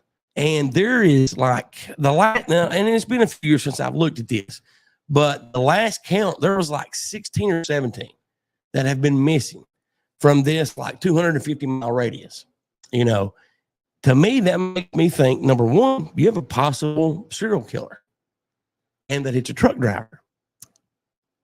Have you heard about that, Wade? Have you ever heard about that and thought about that? We had a truck driver in Nashville a few years back. They got caught. That was a serial killer. At the PA is where they tracked him down to. So, hey, did you ever hear about the detective in Nashville that had he could see a crime scene and wouldn't have to write anything down? He had a photographic memory. They done a TV show about it. This was one of his cases. I think it was on Discovery or ID. So he had a series for like 2 seasons that they done, and this is one of his cases. It went through several states, but they ended up catching him in Tennessee a few years ago. It was an actual truck driver. But your theory that you're talking about, it's either a truck driver that's a serial killer, or it is where these girls are so young that I think they're taking them to Mexico, kidnapping them and taking them to Mexico. I had not thought about that. Kentucky, Tennessee, Georgia, it's that border, it's that trail that they run, same way with 75. drugs. Yep. 75 had been a hot spot because my daughter went to Richmond, went to college in Richmond, and then moved to Nashville. And both those spots were, I was like, look, you need to be aware, because he's right. A lot of that. But now there is another documentary. It's called Killing Fields, I believe is what it's called. And they start out trying to look at this one case. And what happens is they get into looking at government statistics and cases and stuff. They believe, I forget how many active serial killers there are that we don't know about, and they believe that a large majority of them may be working together, and that they are truckers. Okay. That's why bodies are disappearing in certain states, and then you're getting bodies. You're getting homeless, drug-addicted people who don't have a lot of history and a lot of things to track, and they're popping up in places, unidentified bodies. And you had the man and the woman that were torturing people in that tractor trailer. Like, that was ungodly. But Killing Fields, like you see it take a turn. They start up in the Northeast, and then they end up in Texas on a completely different thing. But I think that's the documentary that touches on these truckers, and it's crazy. I mean, it's unreal. You just need to be safe in today's time. Everybody needs to be safe, and we need to, as people, to watch out for each other. If we see something that doesn't look right, call 911. I mean, if you're wrong, big deal. You know, you made a mistake. But if you see something and you think something don't look right, reach out, call 911 right then, get as much information as you can on the individuals, on the car, you know, get the license plate. And if you look at someone from head down, you will 99.9% of the time recognize exactly everything about them. You know, you start at the head and go down. You will, you know, more accurately remember them that way and give a better description. And, you know, it's a scary thought, you know, and you mentioned the, you know, child trafficking. I had not thought about that. I mean, that's very possible. Now, my understanding is Richmond had a big problem with that, you know, 18 to 25-year-old women, a certain build, a certain look. There's the Walmart there in Richmond, there was an issue. Like, and again, I don't know how much of that's documented, you know, law enforcement wise. I just know that there was enough fear prevalent in that me being somebody that don't generally pay a lot of attention to that stuff, I'm like, hey, this is probably, and then she would hear it at college, like, don't go here, look for this van, look for this, don't. And I was told it's because they can get on 75 and be somewhere really quick. So fast. And then same thing in Nashville. Young women, you know, 18 to 16, 18 in that range, up to about 25, certain look, build, you know, be careful. And you know, these are linked to cartels. So they know, you know, like he said, they're ending up in Mexico. They you know, it's just as like they're really good at sneaking people back across because it's easier. Well, you know, and Vicky comments, you can't live your life in fear, but always be aware of your surroundings. My brother tells me this. He's exactly right. And everybody should do that. And you mentioned the cartel. There was and I'm not going to say the name of it. It's not in business anymore, so I may narrow it down. But there was a Mexican restaurant, you know, here in where the Butler Studios area is at. And it stayed in business for a few years, but it was empty most of the time. And then a couple of times a month, you would ride through the parking lot. There would be cars from Texas, New York, Washington State, Pennsylvania, Florida, California, all over the United States at this one little Mexican restaurant in this small town. And, well, not necessarily small town, but, you know, you've got to, I mean, like where we're at right now, Bunker Studios, we have a 6-lane highway, the most, like, mileage-wise, longest 6-lane highway in the eastern part of the state, right? Yeah. Like and 4 miles. Yeah, no, it's longer than 4 miles. But you mean 4 lanes? No, I'm talking about like a 6-lane. Oh, you got to maybe. No, you don't. 6 lanes. No, you don't. I don't know. I've never drove it. I don't know. Okay. Well, we've got 4 and 6 lane. Yeah, I guess. So yeah. Okay. They confused. You're confusing me. Where are you at right now? I don't know where I live. You know, but you have quick access to the highway like that, and it was amazing every single month just to watch these cars come in and out. And I even made a joke to the owner one time. It was you know, and I used the name Salamanca because he was a character on Better Call Saul and Breaking Bad. And the guy's face turned as like red as blood. And he's like, oh, don't even joke about that, you know. So, well, now look, I've heard this from numerous law enforcement. I mean, a lot. And I'm sure you heard it too. We may have even discussed it. There was a certain owner of those types of establishments that had a trafficking issue, and it was sex trafficking. Mm-hmm. And so my thought, just this arrogant thought, was, man, they're bringing these young waitresses in and they're sex trafficking them, and that's why you don't see as many women. No, they were sex trafficking the men. That's what they were bringing in. Really? Yeah, and doing it a lot. And, you know, I talked to one guy that had interviewed 4 of these guys. It was like, look, we get brought up, we're coming legal, we're coming up on a visa. But if we want to stay, and if we want to get paid, and if we want to get treated right, and if we want to get to come back, you know, there'll be arrangements made with men, wealthier men that, you know, want to use us. He said, and when people start standing up to that and saying, no, don't do that, that's when they started sneaking in the illegal people. And that's the only reason they were able to stop it. They couldn't get enough proof and enough people to confess to stopping that one particular owner. But ICE was able to get involved because they were finally resorted. You couldn't get people that had a visa. You couldn't get them voluntarily to come up and get raped, so they were starting to go with illegal people. Well, and that's, I mean, the world today, and me and you've even talked about this, Wade. Me and you've talked about this, Justin. People's, watched before, listened before. I mean, the world is not the same today as it was 5 years ago, 10 years ago, 25 years ago when I was a child. I mean, it's, well, I wasn't a child 25 years ago, no, but you weren't even close. I'll say 35 years ago when I was a child. Then, I mean, it's just different. We've always agreed on that it's different. We feel different. Like, I know you feel it's worse. I feel it's better. But in certain circumstances, like human trafficking, it definitely went down substantially through most of the world. It's definitely went up in the United States. And that's weird. That's not an upswing you want to be on. Kidnappings, in regards to the way we looked at kidnappings when we were younger, have drastically went down.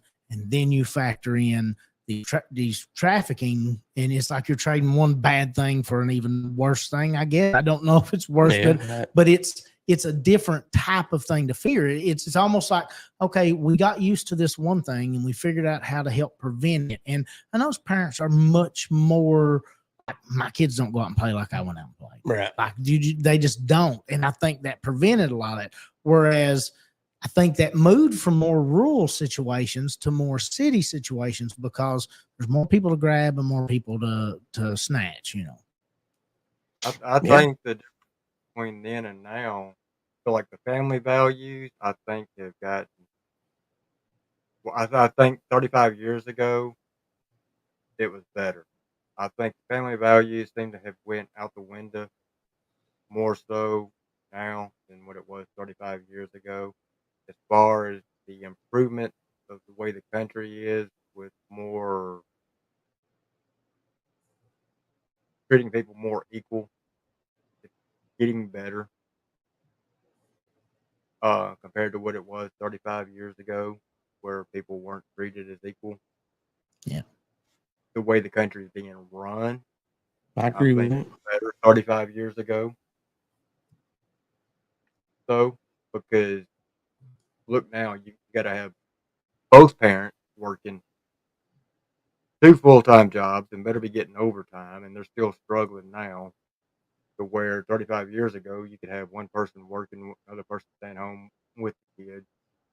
Now So, that was never the experience in Eastern Kentucky. Like in Eastern Kentucky, there's a lot better chance of having one parent work now and make it than there was 30. Like it's flipped here, and that may be why I have the different perspective of it. It's definitely flipped here. It was hard to make it. My parents definitely had to both work, and then Dad had a pretty good job. 35 years ago? Yes. And both of them? Well, so yeah, so that, I mean, that is kind of weird because, so you think financially the country's in a better shape now? Well, statistically, the world, the number of impoverished people around the world is the smallest it's ever been in the history of the world. And the number of impoverished people in the United States of America, the people at the poverty line, that sometimes grows from year to year, but people in extreme poverty is at its lowest point. Statistically, we're in the greatest time to ever be alive.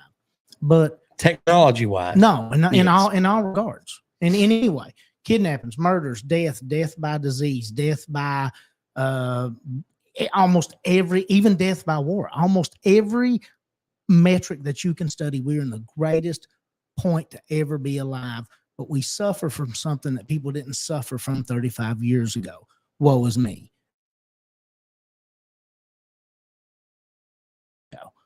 And that's like when people go, they think about the good old days. 60s weren't the good old days. They definitely weren't the good old days if you were African American. They definitely weren't the good old days if you were poor, white, and Appalachian. The 70s weren't the good old days. The 80s were pretty good. The 80s were great if you were a rich yuppie in a city. But these smaller towns suffered through that at the fallout of that. Now, I love the 80s. And if I could go back and live the 80s, if you ask me most, because I do retro stuff like that. Like, yeah, I say that, but statistically it doesn't weigh out. And I know 0 people listening to this will agree with me. I've dealt with it for years. That's the most hated shows I've ever done on Talk Junkie, is the shows where I tell you that life don't suck, because everybody wants to hear that life sucks. Right. And I've had people throw metric after study, and the more they look into it, what I always get is, you're right, but you're wrong. That's true, but it's not, because it's uncomfortable to think that it's true. But I'm very happy that we're on a good path going forward. And Well, I'm tickled pink. do you think that it looks like we're better off right now because of all the funding that a lot of people are getting or was getting from the government, from all the okay, my mind is, For like COVID. So I see what you say. Well, I mean, I know you ain't supposed to say that. well, not word. necessarily because of COVID, but it was because of COVID. I can't think of the darn name of it right now. Financially, things are kind of hard right now. And the reason being is it pays $11 an hour to work at McDonald's here. And everything else here pays minimum wage. All right, it pays $11 an hour to work at McDonald's. Well, you've got Michael's that pays like almost 20. That's got really good insurance and benefits. Michael's, I think it's Michael's. Oh, but I'm saying, like, as far as fast food and stuff like that, your minimum wages went up. Now, no, it's not Michael's. What is the one, like the Christian like store? Hobby Lobby? No, Hobby Lobby, and then there's another one similar to Hobby Lobby. Where is Hobby Lobby at here? In the big shopping center behind Walmart. It is Hobby Lobby. Yeah. They pay really good. There's excellent online jobs, and that should be, that's a real outlet that people could try for. But that increase in pay come up.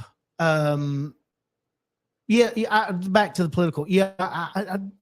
I hated the last guy, I hate this guy, and the next guy will suck, and the guy before the last guy sucked, and the guy before that sucked. So we do that to ourselves. I'm not that way on a political. But we had this increase in pay. Okay. And it was not expense didn't go down. Like, I understand it's harder. And like, people talk about fuel prices, but what about fuel prices in the 70s? What about when fuel was restricted in the 70s? And what about when in the 70s, that was your only way to get to work? That was your only way to get food. That was your only way to, and that's not the case now. I easily could work from home and within 6 months to a year with no education, be making $25 a month, working from home with no fuel expense to leave, with a company that will pay my internet, that will pay for my equipment to work, and do that without being $200,000, $250,000 in student loan like my daughter is. Like, it's possible. And there are good sides. Now, look, there's bad things that are happening. There's no doubt about it. There always will be bad things that are happening. The thing is that those things are getting, like, I got in an argument the other day. There's a guy that told me, and I have to somewhat just deal with this because it's my job. And I don't talk like this at my job because that's not my place. I do something that my opinion is not warranted. But I'm sitting and listening to these guys talk, and so one guy says, it's a hard thing to say. This guy says people that marry a different race should be took to an island somewhere and just left. Oh, that mentality is still around. It is not rampant, but it's still around.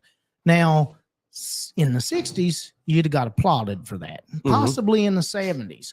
When I was young in the 90s, I heard 100 old men say it. That's not a prevalent thought anymore. So there's good changes, and it concerns me sometimes that, it don't seem like certain groups of people are growing, and young Appalachians worry me that in that way.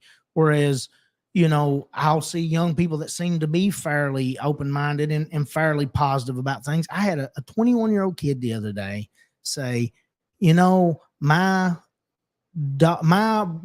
brother and his girlfriend make me sick. Every time his girlfriend leaves, she tells her friends she loves them, and he's got a buddy that he tells that to all the time. He said, "What kind of gay shit is that?" And I said, well, I tell my friends Yeah. I love them all the time. He said, well, I wouldn't do that. I wouldn't bring myself down to that level. I said, well, look, I got great parents, but I don't have a strong relationship with them. I never was around them much. My friends mean a lot to me. And so I say that. And he said, well, he said that's like opening it up to gay stuff. He said, No. he said, you know, it's like that new song that come out. He said, I'll never listen to Tyler Childers again. And I said, why? And he said, because he's going against God and he's saying that this and this. And I said, look, I'm going to tell you something. Loving my wife is one of the greatest things I've ever done in my life. And having her love me is a great thing. And we just happen to be opposite sex. We do. But I think anybody ought to be able to love anybody they want to love. And it's not my place to judge them. If you feel that God says it's wrong, then that's God's place to judge them and get his hands dirty. But that's not my place. I don't have to do that. And at the end of the day, if I don't stand up for that, if I don't stand up for things and say, I think the world is better, and I really do believe that. And I think that it's okay to love who you want, and I really do believe that. Then if I don't do that, then I'm being a coward. And I'd rather rot in hell than die a coward. Hands down, all day long. I'll never relent on that. And what bothers me is not that people disagree with my opinions. It doesn't bother me. And I think that's good. I think that's healthy. And that's what me and Goose, that's why we've always got along so good. That's why me and Boland's always got along so good. And, you know, the little bit of time I've been talking to you, that's what I really like about you is like you seem open-minded. Like I'm perfectly okay if somebody comes away with this and doesn't believe that they believe the world's pure shit. I'm fine with that. Take the time to consider that I could be right. Because a lot of times I'll look at things and go, man, maybe I am, I am wrong. And I'll get bummed out, you know? Well, no, and that's what I like. I like to have a friendly debate. Yes. Now, people think often that a debate is an argument. No, I can debate on anything, even things that I may disagree with. I can debate either side.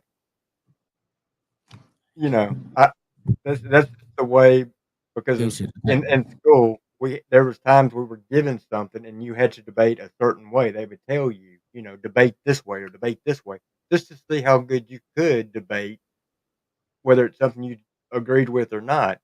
But so there's certain things that you mentioned that brought my attention. So we were talking about you mentioned I think it was McDonald's. It's fast food and right. So restaurants. Everybody in my community knows that's it's special to me because my family owns restaurants. So I had told people way before they even done this that if they ever brought up minimum wage like that, it was going to really truly hurt. As much as it's going to help people, it's going to hurt because when you bring up minimum wage to say $15 an hour, and if they do it quickly and not over an extremely long time period, then you've got people that suppliers, their people are going to want more money because they're going to be like, hey, I can go over here to the restaurant where I don't have to work as hard and I can make just as much. But you're going to have to pay those people more, which means material's going to go up. Well, okay, so who supplies the suppliers? Theirs is going to go up. You know, that's why Walmart, all their stuff went up. That's why lumber. That's why housing started going up. And it was just price increase everywhere. And even though they didn't go all the way up to 15 all at once, it was a drastic change that, and of course, COVID was going on at the exact same time, so that didn't help. I think it would have been better if they'd have waited until after all this COVID mess because, you know, when all COVID started, and I'm not going to speak on COVID very long because that can hurt a channel, but, you know, it started off, stay home for 2 weeks, you know, and just all blow over. Yeah, that we've seen what that turned into. And so, you know, nobody knew what it was going to be, how long it was going to be, and everybody here has seen what that turned into. So then we had the bailout, and then it seemed like, okay, well, we gave you money, but we're going to quit giving it to you, but we're going to give you more that lit a fire under America, or a portion of America. We already had tensions in America, so it didn't, where we were at before Trump. And now I'm not putting any blame on Trump, trust me, because I thought Trump done a lot of good for America as he did. It caused some tensions in America. Financially, though, I think he actually helped. I know some people are going to disagree with me, but as far as putting money back into America, I thought he did good, without it costing us. But it's killed restaurants having to do this. You've got mom and pop restaurants that have been open for 40, 50 years that had to shut down. You've got restaurants that they're like, okay, instead of you working the cash register, we're getting rid of your job. Now you go into most McDonald's, or at least here, it's self-order. You have one person working a cash register, and then you got 5 or 6 self-order. And so, some people are getting a price increase, and others lost their job. So instead of them having 20 employees at that McDonald's, now they're down to 14, because in order for them to make up for what they're having to pay people, they just got rid of people. And they're having a hard time getting people. That's like that was the thing, and I'm bad to ramble if you've not noticed. You're fine, But that's brother. where I was getting to, and I lost completely. I was out in the desert wandering somewhere. But I just wanted to secretly tell Goose I loved him, so it was. But like, in the industry, I'm in natural gas, and have been for this will be the 18th year. It definitely has ups and downs, and to stay local, you take pay cuts and things do go up and down. But right now, there is work, and there's been work north for a while. Anytime anybody in oil and gas says up north, they mean Pennsylvania. Anytime they say down south, they mean Texas, Louisiana. There's been work in Texas and Louisiana, and some of the other states have kind of fell behind. But right now, there is work, and the problem that they're having is they can't get anybody away. I mean, they really can't get in. And I talk about how good the world is. There is a problem with Facebook. You can't get people to come work, and you can't get people to go that $11 an hour McDonald's job. Well, but don't you think that's because a lot of people are on drugs or convicted felons or drugs used to be the issue, I think, but you could still keep people. You would notice that you would have guys that would flunk a drug test. I think what happened was when the goat flu come through, I got paid to sit home for a month and a half. Got $1,000 a week to sit home for a month and a half. And in 20 some years, that was the first time I'd ever had that kind of time at home. And I'm going to tell you right now, it's the greatest experience of my life. I loved every minute of it. And if they came to me tomorrow and said, I'll give you $500 a week to stay home, and I would go, I can figure something out. I can do something there. And because it's a good feeling. Problem is, it's not productive and good for the world. And it makes me feel like a hypocrite to myself, because I want to be free and I want to do the things that I want to do. And I just want to exist. And I want to hang out all day and podcast and read and joke around and all that.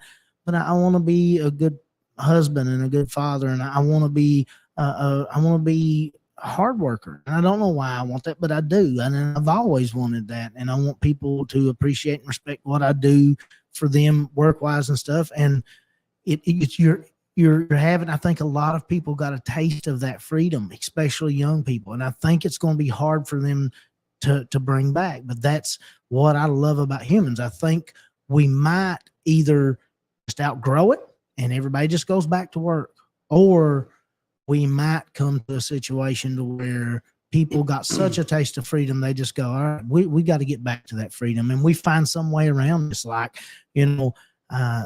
maybe there's I'm that half full guy. Maybe there's a great thing coming at the end of this, but you know that he's right. There's a lot of panic there economically now, and I think it's that.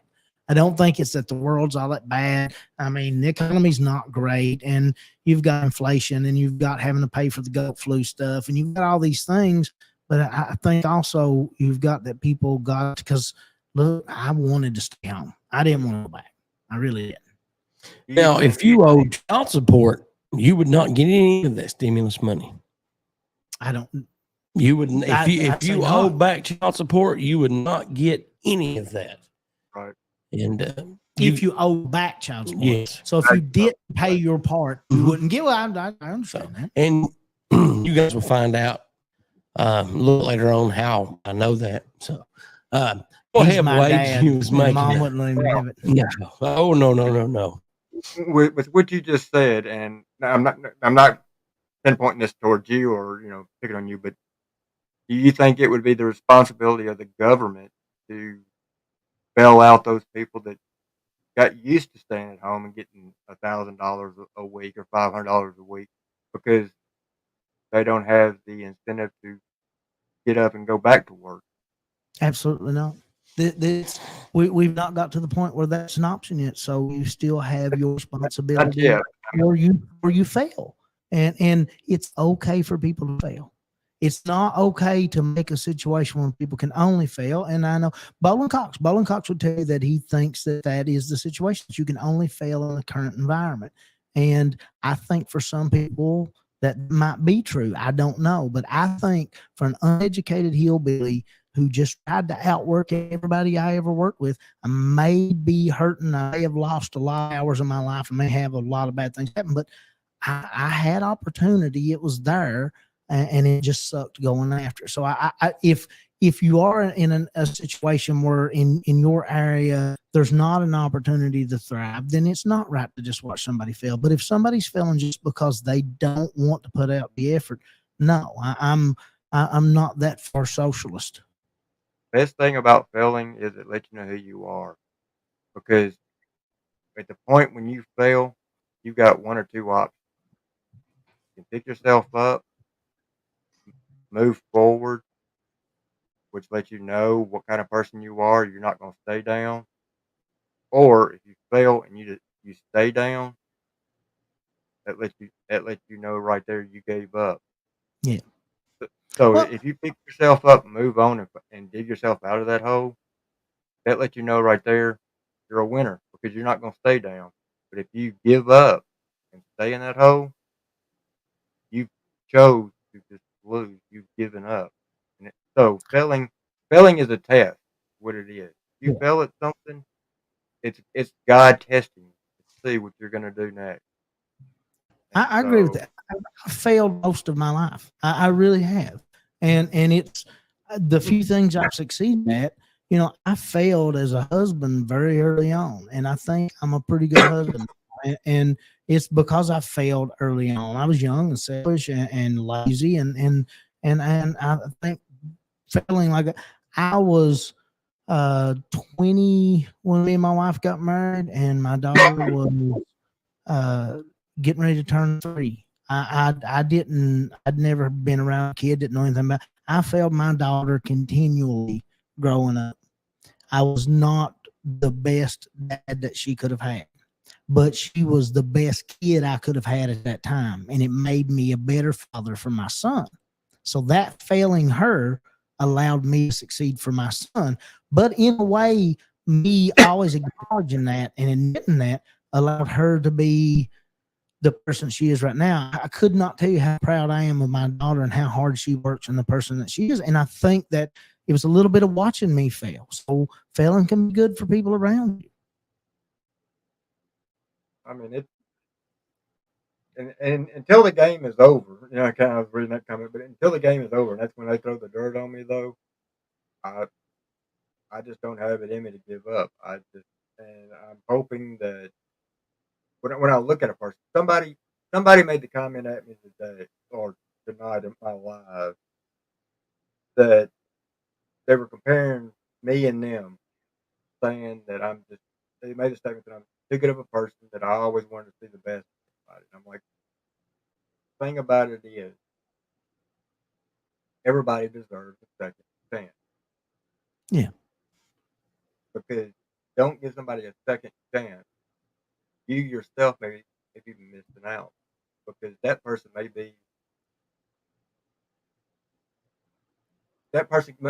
be something valuable to you in the long run. Yeah. You know, Yeah, everybody. I think it's a beautiful So thing to be. it's just like in life. And we'll go back with this, failing. Look, you can take that same thing and apply it there. Just you cannot at any point give up. Um, if there's something that you failed at, don't give up. Some way, shape, form, or fashion, you can overcome it. And what they were talking about Johnny. Okay, so me doing what I done with him, and just right now we're trying to work things out. Not and yeah, that's just I don't know. Maybe it was because when they gave me a death date, I became a little bit more humble and looked at things. But yeah, I try to see the best in people, the best in things. Try to see how I can make it better. No, sometimes I can't, but I do know right now with the way the country is that if it continues overall, I don't want any grandkids. I'm talking about overall, like total package, because as much that makes me kind of a be hypocrite, unsafe. because for everything that I said earlier, there are times I sit and go, man, I don't know if I want my kids to have kids, because it seems harder, and it could be not me being naive that I feel it's not, because if I'm going to be honest with you, I felt that way. I've thought, man, do I want my daughter to have to struggle with a kid, and these, but I don't know if I'd have felt that way if we were alive 20 years earlier. I don't know. And I don't know. I can't put a finger on what it is, for all of these things that I think are better. I don't know. I don't know why I would feel that way, but sometimes I do. I've got a young lady in my community that she'll tell you every show she starts off with, and she's new, on there, but she'll tell you she is a proud lesbian. She'll tell you, but she'll also tell you she doesn't belong to the, as you would say, the alphabet community, because she don't like pushing it on people, and she don't believe in some of their beliefs. But if you were to have this conversation with her right now, she would tell you that she can tell a big difference now 10, 15 years ago. She got attacked because by the, as she calls the alphabet community, because she made a statement about I'm going to say man, because that's my belief, wanting to be on the women's swim team. That individual, I'm talking about. Mm-hmm. And she was bombarded with hate things from the alphabet group because of it. And I she think also said that a man belongs in a women's sport. Well, I think if you want to do that, and you want all these people that are saying, "Yeah, I'm more a man, but I identify as whatever." Same thing with women. Same thing as people that like to be furries. Yeah. If they want to do sports, let them have their own individual league where they go against other people that also identify the same way they do, because that would be fair, 100%. Yeah. Straight across the board. And you mentioned something there, way that I want to just briefly comment on. I hope you and Carson do get everything squared away. And I admire the fact that and here is how I interpreted what you were saying. When you were given a death date and you became more humble, but you try to give people second chances and do good. Every single day of my life, and I've said this before, and I've told Justin this before, you know, when he's been on the show before, I try every single day to be the best person that I can totally be, to let people know how I feel about them, you know, my friends, family, loved ones. And because, you know, life is so short, and if something happens, I don't want anybody to have a doubt. And I want people that know me to think, man, he used every gift that God gave him. He did not waste a minute. No, and I've only thought that, I mean, when I turned 37 is, you know, when I kind of went through a transition because my dad passed away with cancer, and there was some other personal stuff that happened. And I mean, you know, there was a few years and I saw myself, and I was, you know, I mean, it was miserable. And I had hatred in my, I mean, pure hatred in my heart, negativity. Mm-hmm.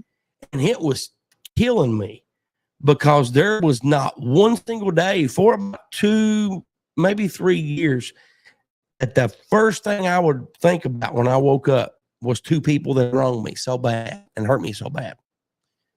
And then one day it was just like, you know, you see no commercials. Wow, I should have had a V8. It was like something just hit me. And it's like, you know, your negativity and your feelings for them are not hurting them a bit. They're living life. They're doing great. But you're stuck in the past, and it's affecting you. And when I came into that mind frame and I realized that, it was like a light bulb went off. It was like I did an entire 360. And, you know, yeah, I mean, nobody's perfect. I get mad, I get aggravated at times, you know, but I take time to cool down now. You know, I don't lash out. I don't, you know, I don't say hurtful things to people, you know, that have, you know, my friends and family that are close. I don't wish harm to anyone, but, you know, just letting go of the negativity and the feelings, that totally changed my outlook, because no matter what kind of feelings you harbor towards someone, if they're hate, if they're you know, if you think about them more than once a day, they're affecting your life. They're in your head. Let that go. You know, and that's what I tried to advise someone to do, and they could not do that. You know, there's other people that could not do it, you know, but, you know, I try every single day to do everything that I can do to make the world a better place, and use every talent and resource that I have, that I was blessed with, and make people smile and laugh. You know, if I do that with one person, I feel like I've done something good. And I didn't mean to hijack it and get on that, well, you know. No, I thing, you know, look, so. You've listened to what I did before I come. This is my, like, I figured you were upset at me because I'll go there. No. The only thing that you say that I wish you wouldn't talk about is the what is it? We're all in a simulation. Simulation. Yeah, I don't really believe that. That don't bother me. Look, I just think it's funny when you say we live in a simulation. I'll have to say that, you know, like you said, it's hard to not harbor those, like it, because that's easy. Evolutionary wise, that's kind of where we want to go. We want, and then sometimes it comes from a good place. Sometimes you want, it's like, no, this, just shut up and listen to me. This isn't right. Like you're wrong, and I am trying to, because the proof is in your actions. I've seen you try to help people, you know, and I'm like you. Like I realized I wasn't always a great person. And I realized more than anything, I wasn't always a great friend. My 2 best friends I had in the entirety of my life are dead. One of them, he and I went separate paths in life, and I didn't get, like, we just didn't get to stay in that. He made choices I didn't make, and selfishly, I stuck to myself instead of reaching out to him. And you know, the other one, you know, she's not been dead that long, but it's been that long since we had a real relationship. She was like a sister to me, and I focused way too much, and not in, you know, nobody made me do it. I just beelined into my family and didn't think outside of that. And, you know, me and my wife have talked about it a couple of times. Like, I abandoned this person. This person was always good to me and always loving towards me, and I abandoned her. And so with things like that, like, I think about that now, I should have made more of that effort. And that's why, like, when Bowling and me hadn't talked in years. When he come back in to my circle and I won't let him go. I won't leave him alone. I won't stop aggravating. I love that dude. He's going to be a part of my life. Same way with my buddy JoJo. Me and JoJo are tighter and gay lovers right now. And, there was years that we didn't talk. Like we just weren't around each other, and I'm not going to let that dude go at this point. I'm not going to not reach out to you, and I'm not going to not come and do this show in the studio on days that I can, so I can be with you and I can be around you. And even though he killed my movie, I'm not going to turn my back on Bobby Akers. Like I love that dude. There's a guy that 20 years ago was as close a friend to me as those two people I mentioned that passed away. And I got married, and I don't know what happened. I still talk to this guy's brother, Caleb. I love Caleb. Me and Caleb are tight, but me and his brother, Josh, were a lot tighter. I haven't seen this dude literally in at least 19 years, maybe 20. We didn't have a falling out. We didn't have anything. That irks me every day of my life, like it does. And I don't, I'll mention it to his brother, and I'll be like, hey, man, where's you? And like, nothing gets sent. Like, I don't know. I don't have no way of contacting him. He don't do social media, and that irks me every day of my life.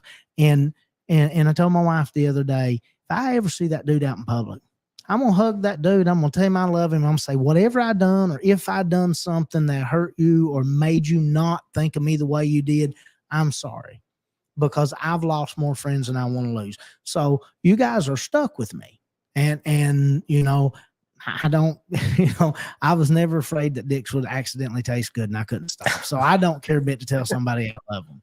I don't, I tell my kids, I tell my wife, I tell my friends, because that's, I love my family.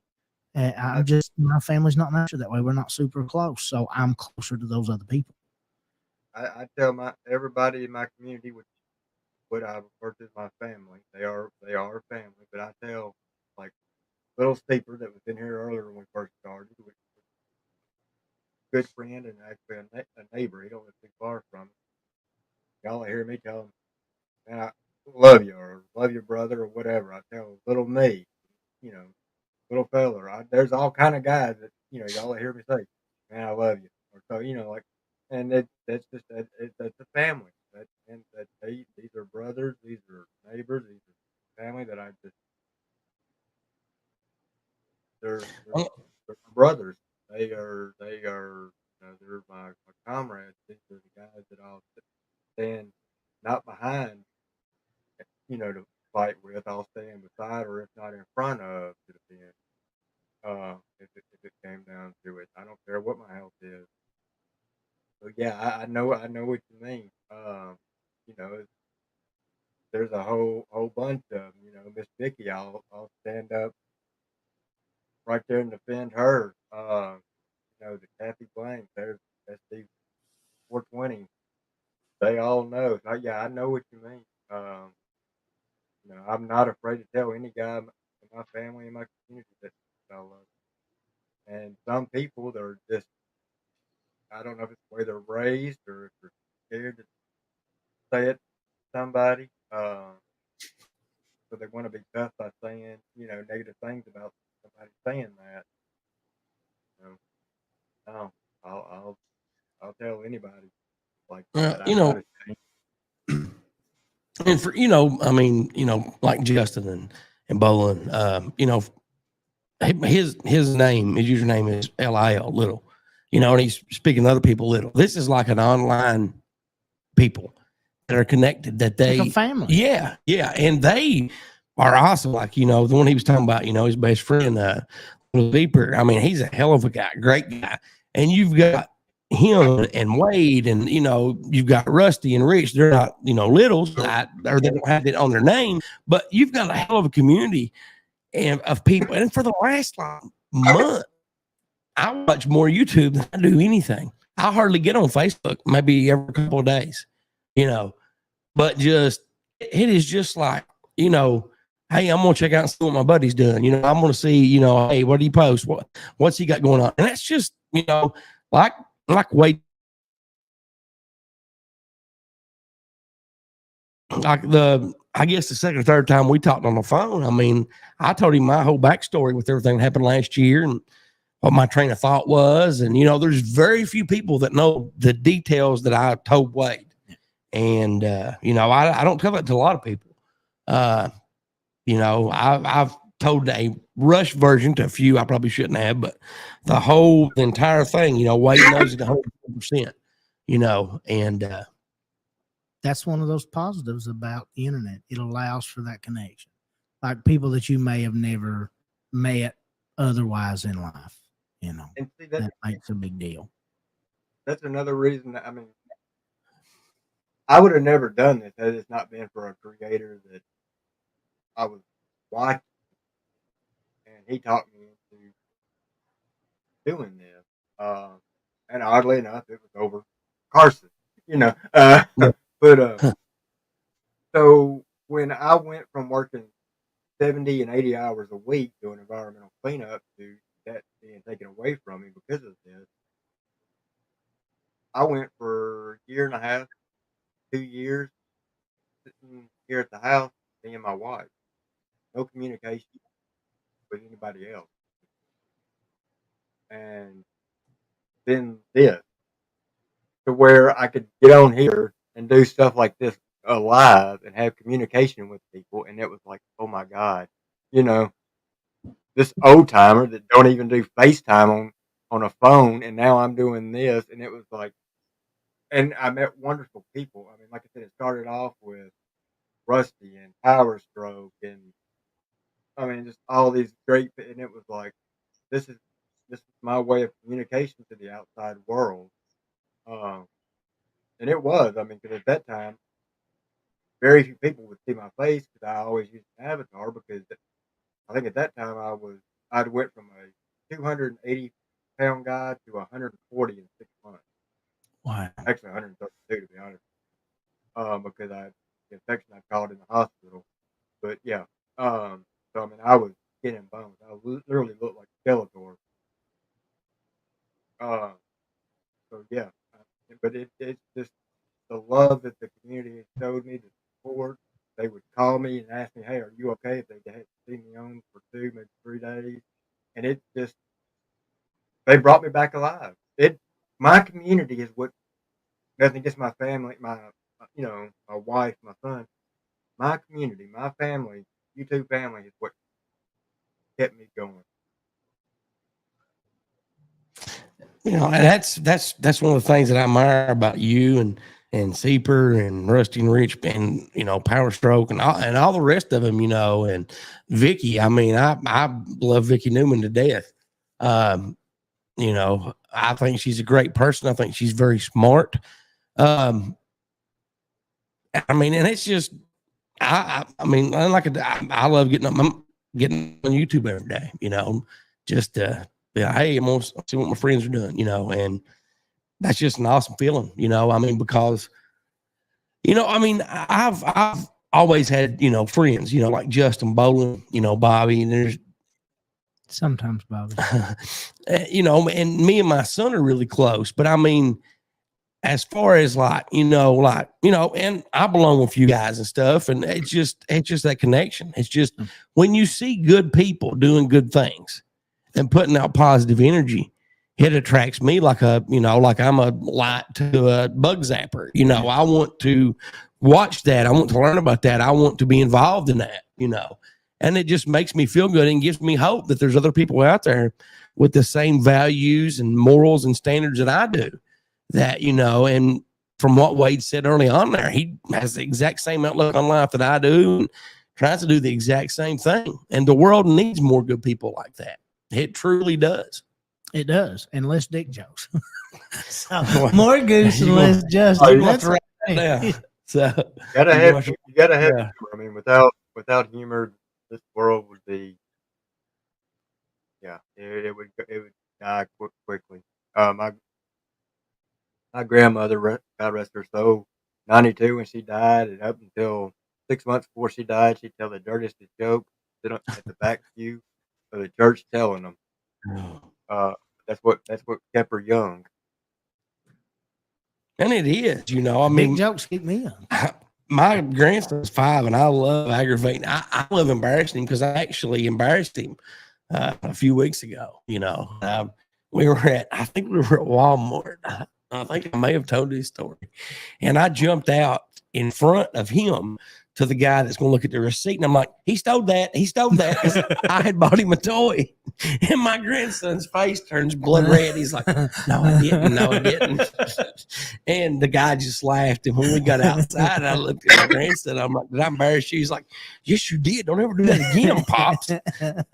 But I love doing that, and I love making him laugh, and we have a ball, I turned him on to Weird Al Yankovic Friday, and you can't go wrong with that. So, Make him watch UHF. Yeah.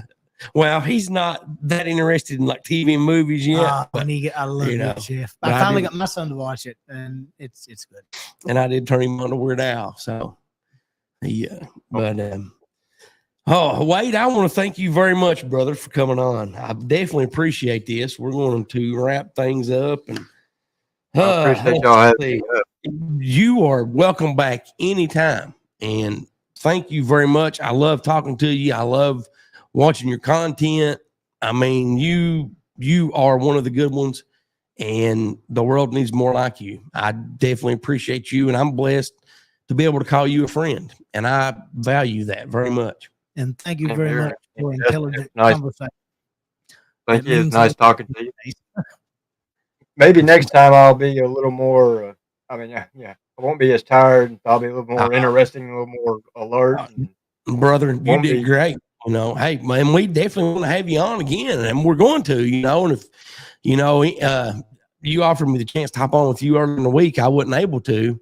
And, but I'm definitely going to do that whenever you want me. If anybody wants me, I'll hop on, but I definitely, thank you very much. Thanks to Lucy, our producer. Be sure to check out her Etsy store. The URL is up on the screen. She's got some really neat things there that she custom makes: mugs, tumblers, shirts, stickers. She can do socks and underwear too. Did you know that?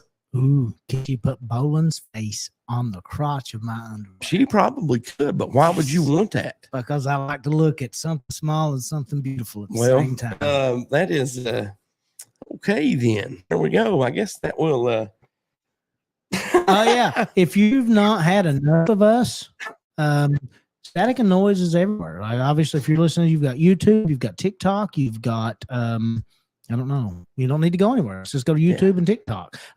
Look it up. If you're not seeing the content, look it up, because I was not seeing the content and I had to look it up. Now on TikTok, I'm getting everything he had. If you're just seeing a video every once in a while, this dude's prolific. He's putting out videos every day of the week. So look for his stuff. And then every Friday, I release a Talk Junkie, Nobody Tell Bobby. And then every Saturday, I release a YouTube video. And then every Sunday, we release Here to Chew Bubblegum. And Great Goose goes about every day of the week. You got something static and noise. Well, yeah. Hey, you got to have the great content and a lot of it. And you don't get bored and forget about it like you do with some creators, like guys that go 6 months without releasing podcast episodes. But I do want to thank everyone for watching. Vicky, thank you. Gooses. We got hit dial. Wade again, thank you. Let's call it. Oh, okay. You want to try one more time? Let's call it. This guy's got an answer. All right. Let's see. We'll try that one more time.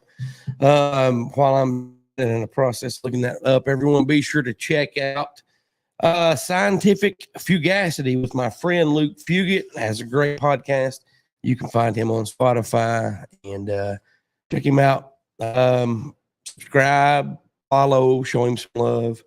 Oh, which number should I have to use? The New York number, the 606 number? Okay. And anybody interested, I'm going to hit this with a topic here, and we're going to talking about it. It'll probably be some point in September, maybe, if he's good with it. Read the books, Strange Things in the Valley, I think is what it's called, and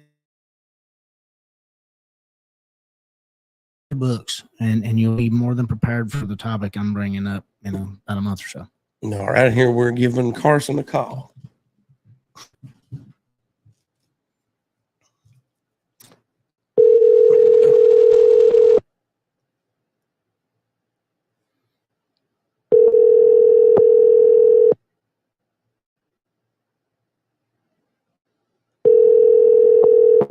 So far, Super, he didn't answer earlier. I don't think he's going to.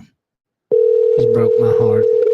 Well, we got another place. You want to call it real quick? Yeah. Okay. I'm good with that. We're going to call one more, and I'm going I to don't give know it if away. we'll have a long enough show for the day. Listen, if you're just starting to listen, I did not realize we've been going on. I was worried to death that I would fail Goose and not be able to get an hour show when we first started. Well, see, but I mean, there was hell, I don't care to get on here and do. I don't care if we do 5 hours. Yeah, I mean, I was I've afraid done I close wouldn't be able before. to. I was afraid I wouldn't be able to produce anything to give me any time. And here we're going on 3 hours today. No, hey, I love it. It's not the first one like this. I like shows like this. So let's see. Here we go. We're calling this other place. Now, do you want me to use the New York area code, the 518? Do use the local because I'm time I moved here. All right.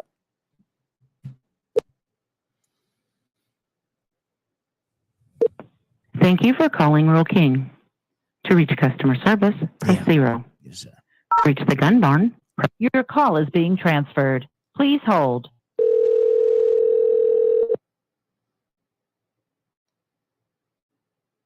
Good afternoon. Thank you for calling Pablo Rural King. How can I help you? Yeah, I need some help. Could you get me to the gun barn? Hold on. Hello, and thanks for calling Rural King. Need a crying sound effect.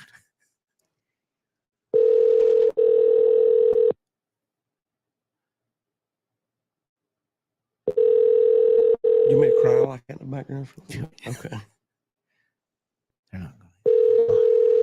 You should have just talked to him up front. I should have. Well, see, let's let it keep ringing and see if it kicks back into it. We'll do that. Turn my mic back up here, turn it down so I wouldn't be like, let him see if it just keeps ringing. Hello. Hello, and thanks for calling Rural. Come on. There it goes. There it goes. Okay. That'd be here. Lady again. Hello. Rural King Gun Barn, how can I help you? Yeah, Jesus Christ. Yeah, look, I'm not from this area. I moved down here about 6-7 months ago. All right. My neighbor apparently, honey, it's okay. My neighbor apparently had a large dog, and everybody told me that there's coyotes everywhere down here. Okay, so I've shot this dog I've shot it with ammunition I bought from your guy's store. So, what do I do about this? Because I didn't know it looked like a coyote to me. I don't know. Do you guys give refunds on stuff like that? I mean, is there any chance I get my money back? No, that sounds like you should call the police. What am I supposed to do with the dog? Do you guys sell shovels? I mean, could one of you come out? I mean, could you at least come out and help me dig a hole? He hung up. Jesus Christ. These local people are horrible. Joe Pesci, I was not expecting that. You did awesome on that. I wanted to be a guy. I wanted to say, get to the chopper. That's all I wanted to say to the big guy. You need to call the police. I do need to call the police. Fucker showed me some ammunition. I killed a dog. I thought it was a coyote. You hillbillies are crazy. Let's throw another shrimp on. Never mind. I didn't sound right. I've not done that in forever. Oh man, it is. This has been a great show. I want to thank everyone for watching, everyone for listening. You can find this replay on here to Bubblegum 2.0 on YouTube, on Static and Noise YouTube, on Facebook. Here to Bubblegum. Pornhub and on Twitter and on Twitch as well. Yep. The audio version will be dropping today at 4 p.m. on Pandora, iTunes, iHeartRadio, Spotify, Google Podcast, anywhere you find top quality podcasts. And the bad one. We're there too. Yes, they are. That'll do it for this week. We'll see you next week. Remember, we all have a voice, and together we can change the world. Don't suck. Be good to people.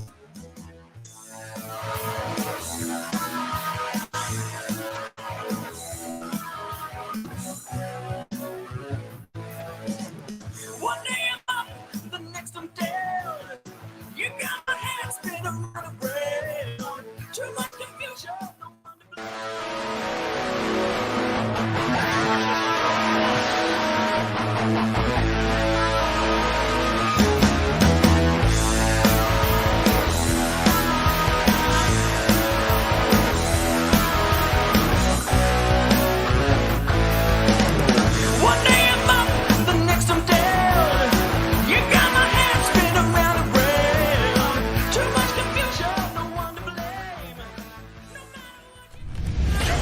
Phones are offline. Video's not playing.